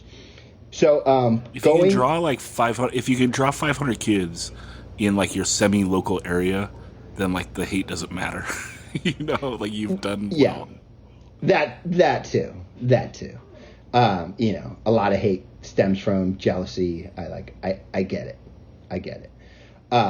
And we were shit talkers. Like, you know, we were, you know, little kids, and we could talk shit too. So if we didn't like you and you were talking shit to us, like, trust me, we would terrorize you. Like that was our thing. So going in to write that second record, you know, I think we knew we needed to top the first one, and we wanted to get a little harder and bring in some outside influences. You know, we had just come back. We did the Roots tour with Sepultura in Europe. We actually played the last show at with Sepultura, with Max and Igor at the Brixton Academy. And I think coming off a tour with them and seeing just how tight they were and how heavy they were, that was a huge influence on our songwriting. I think like, you know, Will to Die, like a song like that was like heavily influenced by Sepultura. You know, whether it was, I wouldn't say like a particular song, but just from being on the road, like we knew like we had to get heavier, and we did so well on that tour too, where like we could really cross over in a cool way, like, and also, so we're into bands like Sepultura and Fear Factory, and we're really into bands Deftones. So we're kind of like opening our mind a bit more to active bands at that time that weren't just hardcore bands. General heavy music. Just general heavy music, yes. And so I think we really wanted to just take some of these influences and incorporate them into our sound, not change our sound to fit into that world, but just take a broadened approach. I think we really figured out how to write a song. Rick's voice was stronger than ever. Yeah, I mean, that was it. We were fired up from doing that tour when I remember we started writing songs, and then we got back in the same studio with the engineer Dave Jagos, who recorded One Truth. And that was it. Is like we knew we had to do a record that topped the first one. That was our goal. Had to sound better, had to look better, had to be heavier. And you know, at the time, it's like bands were getting heavier, and I don't think we would have had a impact if we stayed exactly the same. We had to get heavier because, you know, Earth Crisis, you know, they did Destroy the Machines, they did Gomorrah Seasons. Like, we had to be that heavy, but we could be that heavy and we could still be fast. Sure. Yeah. So that was that. And then, what was the idea for like the spooky type sound stuff? So the reality of that was we recorded the record, and it was I don't know, maybe it's like 26 minutes of music, right? And we just signed a publishing deal, and the publishing deal was like, you need 12 songs. We didn't read the fine print. You need 12 songs, and it has to be 45 minutes of music, right? So we're like, okay, well, we just recorded 28 minutes of brutal music. It's 10 songs. Oh shit, what are we gonna do? We can't have this count as an EP, right? So we're like, okay, well, we can do an intro. We got to name it intro. It's got to be a separate song. So we do it, you know, we do a 2-minute intro or whatever. And then we go, oh, but we could do this outro, and that could take up the 15 minutes, right? So we're like, okay, well, here's your 45 minutes of music. So it doesn't say it could be an intro and outro. So we worked with, we had this really cool engineer who ended up mixing the record. We started mixing it with the engineer who produced it. We weren't happy with the mix, so we're like, what do? We got to find someone else to mix it. We find this guy, his name's Bob Marlette, and he's awesome. Like, he worked with Tony Iommi, he recorded like some Black Sabbath records. He ended up recording a lot of like the new metal stuff, like maybe like Seether and bands like 90s new metal stuff later on. But he was just this awesome dude. He would smoke a big cigar, and he would just like blast the music loud and, you know, like really get into the music. And, you know, he's really responsible for the record sounding the way it did. And so we tell him our dilemma, and he's like, okay, cool, let's do this. And he just starts making these. I don't even know what he used. I can't really remember that. But he starts making this intro, and he gives Rick all these weird microphones, and he's got like 3 different microphones, and Rick's making weird noises, and he's making weird noises, and the idea was kind of to tie the record into one big piece of music. So it's got an intro, it's got a few interludes, and then the outro. But really, it was just there because we needed 45 minutes of music.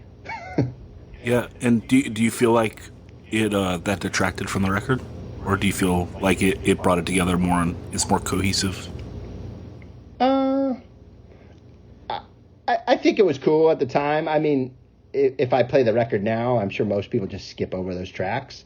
I think it would be really annoying if you couldn't skip the tracks.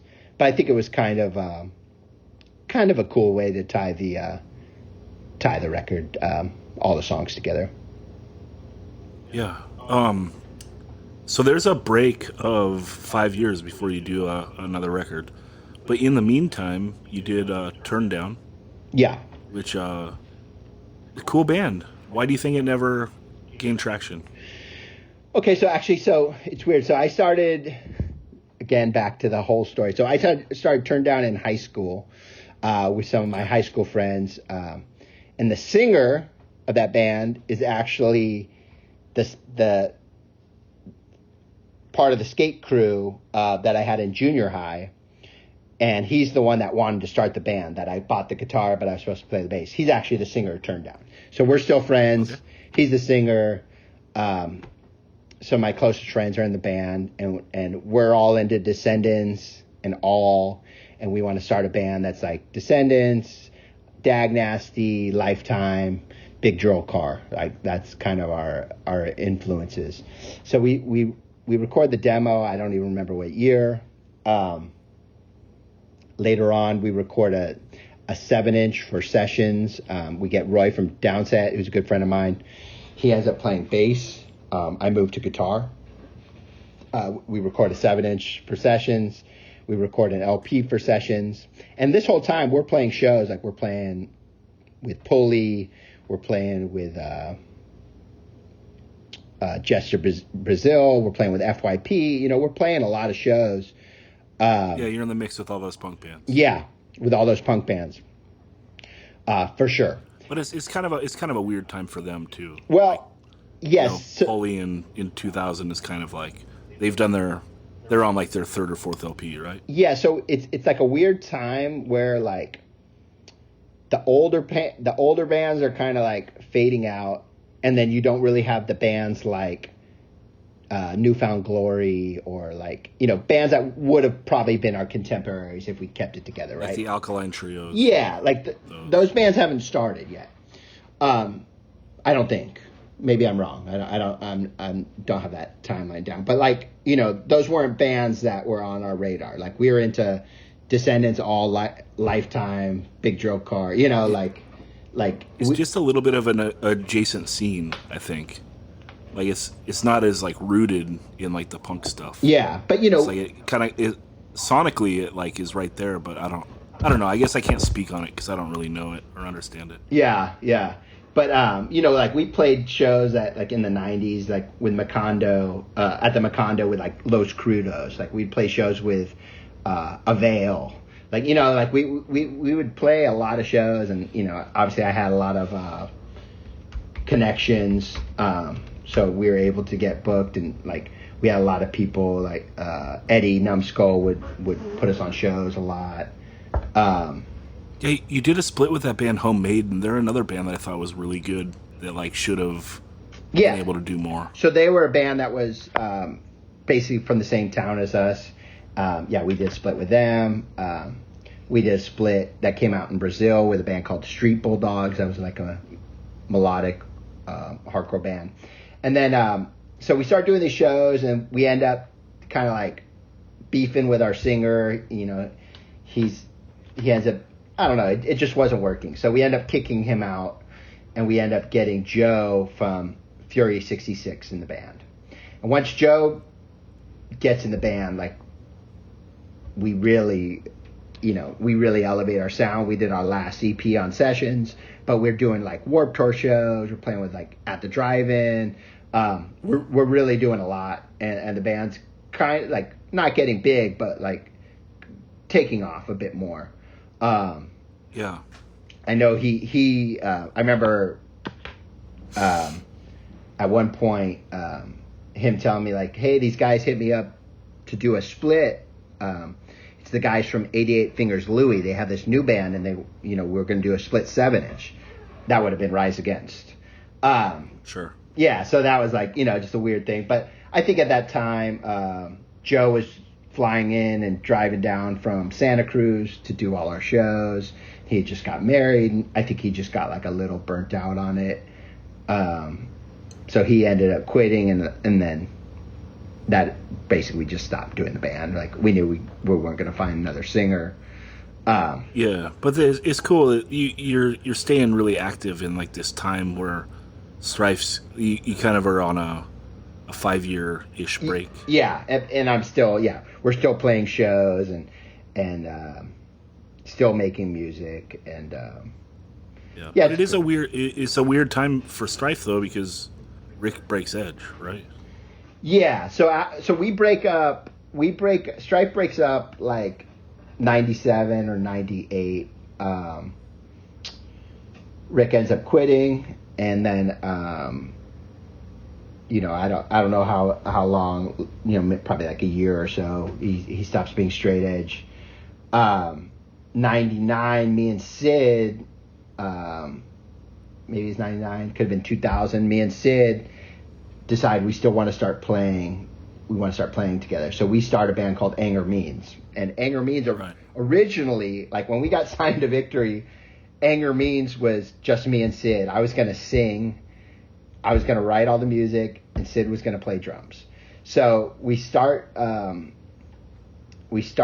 songs.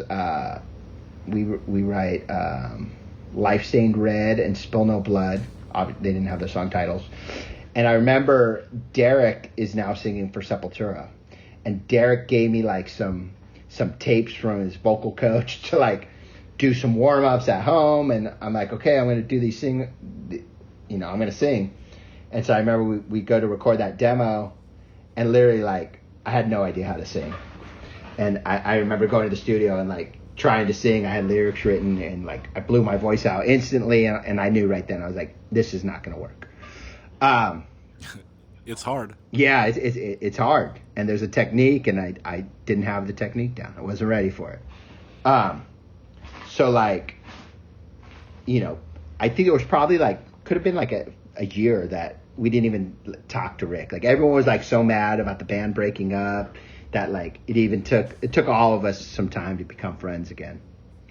So somehow we tell Rick, we go, hey, we got this new band, Anger Means, and we hang out with him, and he ends up singing on the demo. We do a 2-song demo, and it's awesome. And the idea is to like not have, I think at that time we all felt limited by like being a hardcore band, and you can only do this, and you can't change your sound, and you can't listen to bands that aren't hardcore. And we're like, we're just going to do this band. We're going to take all our influences, and we're just going to make a record that we're into. And again, it's like we're listening to, again, Sepultura and Deftones and a bunch of other bands, like whatever, and we're like, we want to write a record that we're into without having the constraints of being Strife or being a hardcore band. So we start playing as Anger Means. We write a bunch of songs. We're playing shows. And of course, you have a band with 3 members of Strife playing. Of course, everyone just wants, they like the new songs, but they want to hear Strife songs. So we didn't have a full set. So we add a couple Strife songs to the set. And we played a good handful of shows. And then I remember one of our best friends, he was our roadie. He's actually on the front cover of In This Defiance. He gets hit by a drunk driver and killed. He was my roommate at the time. And so we're like, we got to do something for Jesse. Like, we got to do a benefit show. And we're like, we got to do it as Strife. Like, not only was he our roadie and our friend, but it's like, this was what was going to mean, that's what he would have wanted. And that's what all our friends wanted, and we, like he was like I met Sid because I was going over to his house to skate, like when I was like in 8th grade, right? So it's like he's a big part of the band. He went to Europe with us, and he went on many tours with us, and we're like, yo, we have to do this for Jesse. So we decided we're going to do the benefit shows as Strife, and that's kind of how Anger Means transitioned into Strife. And when we went to record the record, that's why the record's called Anger Means, you know. Yeah, wasn't the that Life Stained Red song that came out though? It did. Under Anger Means on some comp, right? It did. I don't. It was this lady. I can't remember what comp. It was a lady that worked at Rev, and she had like a zine or something. I don't remember the name. Oh, it was that. Was it? Yeah, it was that weird like It was like an interactive CD. Yeah, like it was going to be like a CD-ROM thing. Exactly. I totally remember. I want to say she was like dating one of the guys from Temple Pole. Actually, I can't remember her name. I thought she was dating. God, this is stuff. Who knows? Yeah. It doesn't matter. I thought she was dating Larry Ransom. She may have at one point. If I remember. She may have at one point too. Okay. But I feel like when I met her, it was like through 10-Foot Pole. Like she wasn't like into hardcore really. But like we would play with bands like Voodoo Glow Skulls and Temple Pole and Dance Hall Crashers. We play with all sorts of bands, and I feel like that's how I met her originally. Okay, I just remember when that song came out. That song was so fucking sick. And then also on one of those comps, I think there was like a Saves the Day song that like the early version was like so good. I gotta track it down now. It's probably $1 on Discogs. Yeah. So. To be honest, I probably have it in my CD collection if I look hard enough. Yeah, it will have been the first CD I bought in 15 years. Yeah. I can't remember the last time I bought a CD. I still buy vinyl. There you go. I still buy vinyl, but what are you going to do? So the Anger Means LP, how do you approach it in the studio? Because the production is definitely different. Okay, so it's a really weird thing. So we started, Roy from Downset worked at a really big studio at the time called Conway. Conway, like Marilyn Manson, like Foo Fighters recorded there. Marilyn Manson, it's a huge studio off of Melrose. It's awesome, amazing studio. We end up working with 2 engineers there that worked at Conway. You know, they worked on like Green Day Dookie, and they worked on Blink-182. Like, should have known what they were doing, but like the recording's a mess. We have these songs. The songs are good. We go in, and everything is like a bootleg session. Like we go into Conway, but we can only record for like, we have an 8-hour session at Conway, right? And then we got to move to this other studio, and then we're going to this other. So we ended up. Oh no, I'm sorry, I lied. This is confusing. We start tracking at this place called the Steakhouse, and the Steakhouse, I want to say it's owned by Steve Lukather from Toto. It's in the Valley. It's close to my house. It was a private studio. They just made it public. We're the first band to go in since they converted it. We show up the first day. There's an issue with the board. They have a great Neve, but the click tracks are bleeding into the board. We have this guy who's, Pro Tools is kind of brand new. We have this guy with a giant Pro Tools rig, and he gets frustrated and he quits the first day and leaves. So it's kind of like a nightmare. We're at a good studio, but the gear's a little messed up. We do all the basic tracks there, and then we start tracking vocals in all these different studios. So we go to Conway for one. One of the guys is like an engineer for Dave Matthews Band, so we're that like the producer of Dave Matthews Band's like private studio doing vocals, but like it's never a set recording schedule, and everything's scattered, and these guys are like doing drugs, and like it was just a mess.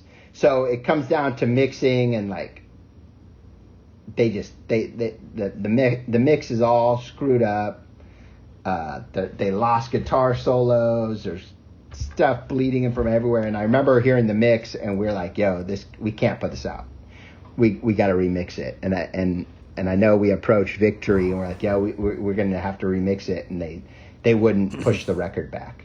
They're like, "No, it's like we got these deadlines, and we can't. It's got to come out now." So we're kind of stuck with that final project, which, you know, on paper should have been good, but was not good sound wise. And that's how you feel about it still? You know, it's weird.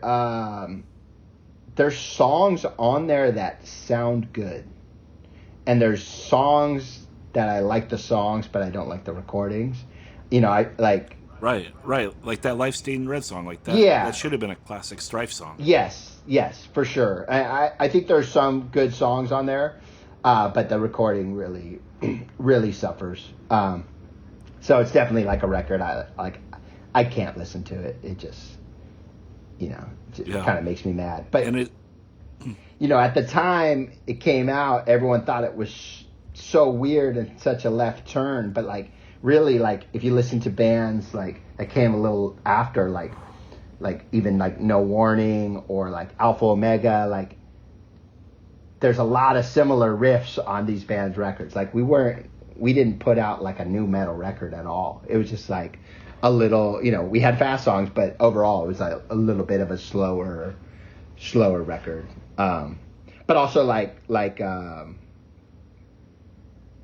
first song on the record, Rise Again, like we would play that on tour, like on the In This Defiance tour. Like that's a song that we had way back then too. So, yeah, I think the record just really suffered due to the recording. Yeah, and it's 10 years then until you do another record. So we can, what happens during these 10 years? You know, we tour on Anger Means, and it's kind of a weird lineup. We had a different drummer. We had Franklin from Shelter on guitar. We toured Europe, and we did a U.S. tour with The Business and Rise Against. And then we kind of just put the band on pause. I think everyone just kind of decides to go on with their regular life. Like every now and then we played some shows, but like we definitely weren't a band, like an active band.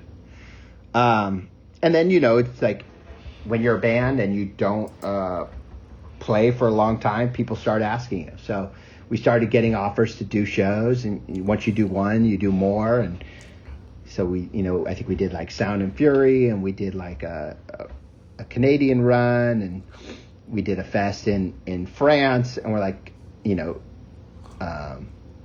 we went to South America, and I think at that time we're like, you know, like if we're gonna keep doing this, we should write a new record. Like I want a record that represents the band now. You know, we're not 16-year-old kids anymore. Like, I want a record that can represent how we feel now, and kind of like just kind of solidify our place in hardcore, right? Like, no one in the band was happy with Anger Means, really, and I think we were like, you know, we need to show the world and ourselves that, you know, we can make a good record, and we felt like we owed it to the scene. Like, if we were going to keep playing and keep doing shows, like we owed it to them. So that was the inspiration. You felt pressure to like not be a nostalgia act. Yes, exactly. You know, and I think especially like, you know, with people in the band no longer being straight edge, I think we wanted songs that reflected us as a band, like who we are now, or at that time, right? And that's what we did. You know, I was really inspired, like going to South America and doing these shows, and seeing kids how excited they were to see the band for the first time ever, and how appreciative they were. And you know, I started writing riffs like during sound check, like in South America. You know, I was like, man, like it just ignited a new fire for I think everyone. And it's kind of like, you know, Witness a Rebirth. The title kind of comes from that whole thing, like, you know, that whole experience. Yeah. And how much pressure do you feel writing songs, or do you feel like it all just came naturally? I mean, it came naturally. I was really active going to hardcore shows. I knew what hardcore kids were into, and in my head, I'm like, I just need to write a record that would be the natural progression from In This Defiance. Like, if we wrote the next record, what would it sound like? You know, we wanted it to be a Strife record. We wanted it to be a hardcore record. And I think we delivered, you know, like, it's a lot of people's favorite Strife record, you know, like, some of those songs get the best reaction live. Like, Carry the Torch gets one of the best reactions live in our set always. So, I think it came at a good time, and you know, we had Nick Jett from Terror produce it, so I had faith in him. He wasn't gonna let us go astray either, you know. Yeah.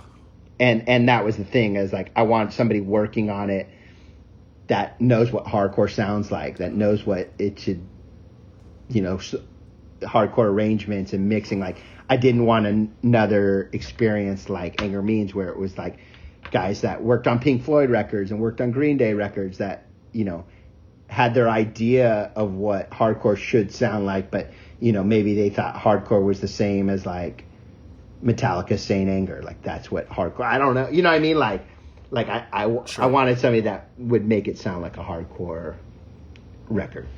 That was, you know, and that was our goal. Yeah, and a total success, correct? I think so. Yeah, I mean, if you did what you set out to do, and people resonate with it, and they think it's one of the best records, and some of those songs are the hits, yeah, it sounds like it's a perfect success. Yeah, I'm definitely happy with that. Yeah, and then the last thing that Strife does, as of now, is you do a one-sided 12-inch, which is you'd released like a couple cover songs, I think, like in the meantime, and then you kind of pull it all together here with a couple new songs. Yeah, so the incision. Yeah, so I start my own label. I had done so much work promoting Witness Rebirth that I kind of decided, like, I don't know why I'm letting this other label put it out when I'm doing, like, I paid for the recording, I put the whole thing together, I'm doing the marketing, I have my people doing the videos. It's like, I don't know why I even had a label do that. So I'm like, I'm going to do a label. This is going to be a first release. These were songs that were kind of like leftovers from the Witness Rebirth recording. We did a Black Flag cover of a Police Story that came out kind of to promote Witness a Rebirth. Came out, the Hundreds put it out as a 7-inch, and we did a t-shirt with them. I think it was like a Black Flag cover and Carry the Torch on a 7-inch, but it's very limited and hard to find because the Hundreds did it. So it's that and a few other songs. You know, Incision is like a full tribute to Clevo hardcore. We've got Human Furnace singing vocals on it, and we've got Aaron Melnick playing crazy System Overload style leads on it, and just really cool. But there were songs that we liked but felt like might not have fit the overall vibe of the record. So these were kind of like the darker, kind of a little more metallic vibe songs from that session.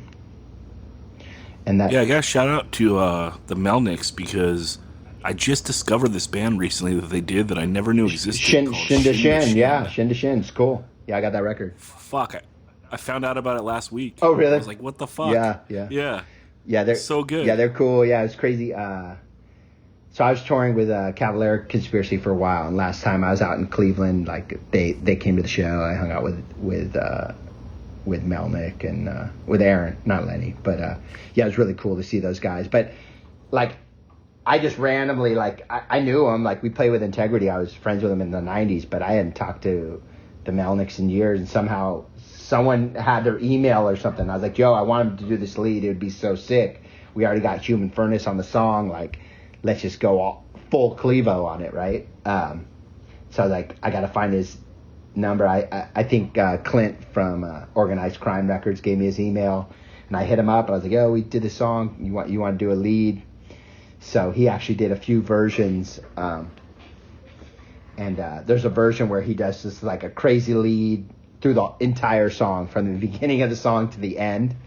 So I might have to release that as a remix at some point. But yeah, so it was super cool, and I was obviously a huge fan of Integrity and super good friends with those guys over the years. So it was really cool to make that happen. Do you think that that's where you will leave Strife, or do you think you'll do another recording at some point? Well, I'm going to give you the exclusive. We're actually working on a record right now. We recorded 12 songs with Nick Jett. All the music's done, and we started tracking vocals up until the coronavirus happened. So we kind of been put on pause, but we are currently working on a record and hope to have it out. It all depends on what's going on in the world. Looks like it'll probably be some point next year now. We've been working on a record, and again, this is the record that should be the follow-up to Witness a Rebirth. So, a little darker, a little more aggressive than that. Has obviously a little Leeway influence, a little Cro-Mags influence, but songs came out awesome. We're all really excited about these. So Nick's been producing it, and hoping to get back in the studio in the next month or so and start tracking the vocals. That's great. But also, you've done your own. You did another band. Yeah. Or started another band. A few bands. You actually. Well, let's do the one that I know the records came out. Oh, okay. The Berthold City. Yeah. So you finally got your vocal chops up, and you wanted to attack it again. Okay. So I'll tell you this, but before that, I had a band called We'll Be Free with Sammy Siegler. That's right. Yeah. So that's right. Sammy Siegler, Sammy. Scott Vogel, Arthur from GB. We recorded a record from Rev. We actually have a new record coming out this summer on Rev. That's done. So I'm writing all these songs. I'm in a band with Scott. Scott's crazy. He's out of his mind. I'm in a band with Rick. Rick's hard to pin down. And I'm like, I want to do a band, and I fucking hate singers. I'm so sick of these singers. So I'm like, you know what? I wrote these songs. I'm just gonna try to sing. Like, I know I talked about it in the past, but I'm gonna do my best to really do it this time. I had a little bit more of an understanding of recording, and so I went into the studio with our drummer. We tracked all the songs for the demo and the 7-inch at once, and then we worked with Aaron Jamili, who was in Alpha Omega. I told him, I was like, hey, I'm going to come in and sing. Like, you got to be patient with me because I know it's gonna be hard for me. So I went in and I'd work on a song at a time. And, now with technology and Pro Tools, like, it's much easier to sing line by line. And, it's much easier.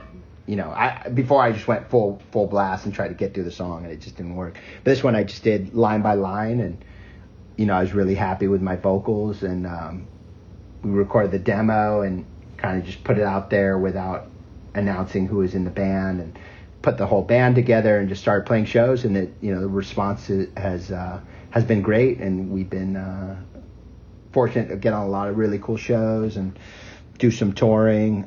We did East Coast run with Fireburn and Kill Your Idols, and we've been up to the Bay Area probably more times than Strife at this point, which is pretty crazy.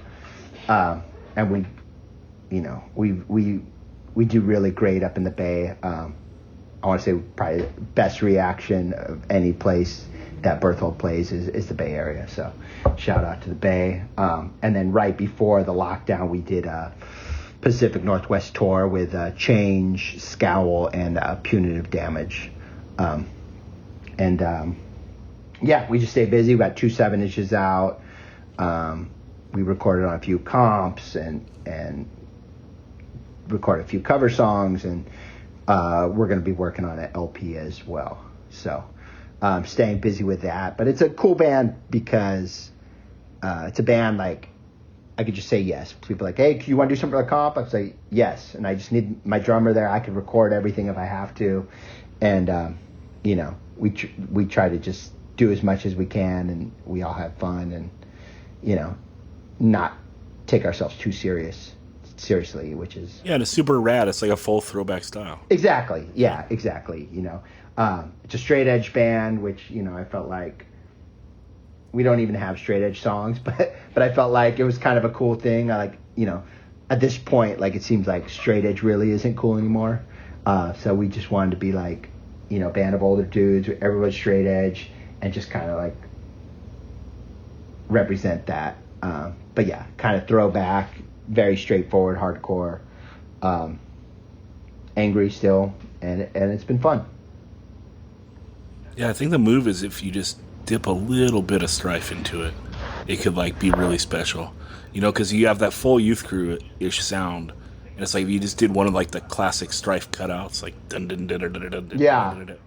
Yeah, it's like if you just incorporated a tiny bit of it, like it could really, really stand out. Well, so here's the thing. So now that I'm in like 3 active bands, I have to like really work to make them different. So like my World Be Free songs can't sound like Berthold songs, which can't sound like Strife. Right. So I got to kind of like carve out a direction in the songwriting where, like if something sounds like Strife, it's going to go to Strife, right? Sure.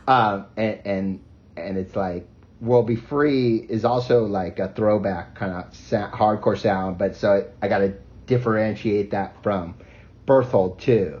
So Berthold has this stripped down, kind of angrier vibe. But I think I've been working on songs for an LP. I've been writing a lot of songs, and I think we'll see a little bit of a change in direction just because I gotta. What is it? It's writing an LP is gnarly. Yeah, it's gnarlier than writing a 7-inch. So you gotta branch out. Exactly. I'm it's gonna be 12 or so songs. They can't all sound the same. So you're gonna hear. We'll definitely have songs like influenced by like Boston hardcore, SSD, and DYS, and songs influenced by Youth of Today. But we might, we gotta have like longer song. Everything can't be a short, angry piece, right? So it's kind of like finding that balance, and writing songs, whether it's like influenced by Turning Point or Judge or whatever. Like I think there'll be more room to experiment a little bit more on the LP and branch out just a little bit. So yeah, we should close out on you saying what the band name comes from, because when I was like looking at it, I was like, man, that's kind of a weird band name. But then once you find out what it is, it's like one of the raddest names possible. Yeah, so Berthold City it's the name of the font used by like every classic hardcore band. Like SSD was probably the first to use it, but Chain of Strength uses it, and Gorilla Biscuits use it. So like originally I was trying to think of a name of the band that was just different, that wasn't like super generic, and I had this idea. I was like, yo, we should say we're from Berthold City. Like I wanted to be like band name, and we're Berthold City Hardcore, which means like we're hardcore from this place that is hardcore. And then I was just like, yo, I'm just going to call it Berthold City. Like, it's a little weird and different for the type of band we play, but I think it's cool. And I think if you know the meaning, I think it's cool. Yeah, I think the kids are waiting for that Times New Roman diss track. Yeah, exactly. Yeah, exactly. Wingdings. Staying busy. So we got a few records hopefully coming out from all my bands. So yeah, man. But coming up this summer, New World Be Free LP. That's gonna be sick. Yeah, 12-inch, 5-song 12-inch. We got Alex from Chain of Strength now on bass. record came out amazing. I think people are going to be really excited for that. I'm really happy with how that came out. Probably Strife LP will be the next thing to come out, and then the Berthold City LP. So yeah, busy. Yeah, that's great. Well, you've been very generous with your time. I really appreciate it. Yeah, no problem. It's a long interview. I hope I haven't bored too many people. If you made it to the end, I appreciate you. I appreciate you. Yeah, if you made it to the end, use the Berthold City discount code when you order from. I'll put one up there. I'll have one for a week. Use the discount code. I'm going to input this right now. Yeah. Use the discount code Berthold City. One word, all together. I'm going to do it all together on war-rec.com. It'll be up there from a week from when this airs. So there you go. Yeah. Handle business, guys, And, so, Andrew, you feel like you've been well represented? Well represented in this interview? Yeah. Yeah, you did a great job. You did a great job. You missed out on one whole band, but... That's true. But it's not a hard... I apologize, it's not, Sammy and Vogue. No, a different one. A different band. We didn't even touch it, but it's not a hardcore band, so it's okay. We can gloss it over. What was it? Let's see if I recognize it or not. Probably not. So I did a band probably about 6 years ago called Cross My Heart, Hope to Die with DJ Muggs from Cypress Hill. We did 2 records on Alpha Pup and kind of trip hop, Portishead-y, really cool band. Music to fuck to. Yeah, exactly. So it's up on Spotify. We got a couple really cool videos on. You can probably find them on YouTube, but definitely out of the box, like, Yeah, you got to link it into your Discogs. It's a cool part of your stuff. Oh, it's not in Discogs. All right, I gotta figure that. Link that in. We have an LP out actually. Both EPs on one LP. The label called Traffic put it out. They put out like the. It came out on vinyl. Yeah, it's out on vinyl. Traffic. Oh, I'm gonna look it up. Yeah, Traffic did a box set for Jizza, the box set that was like the chessboard. Yeah. They for the Liquid Swords release. Yeah, they put out the LP of this. Holy shit! Well, trying to conserve my money during COVID, but just take it from me, dude. But listen to it on Spotify. If you dig it, I got you. I'll hook you up next show. It could be 2021, could be 2022, but next show, got you. Yeah, I'm taking this shit seriously, dude. I'm not trying to get the COVID. No, I'm not trying to get it, but really I'm not trying to spread it, right? So like, yeah, I got a good immune system. I'm not too worried about catching it myself, or but I don't want to affect others around me and be one of those asymptomatic carriers. So I'm going to do my best. Yeah, for sure. Yeah. All right, man. That's all we could do. Thanks so much. Thank you. Have a good night. Thanks for the interview.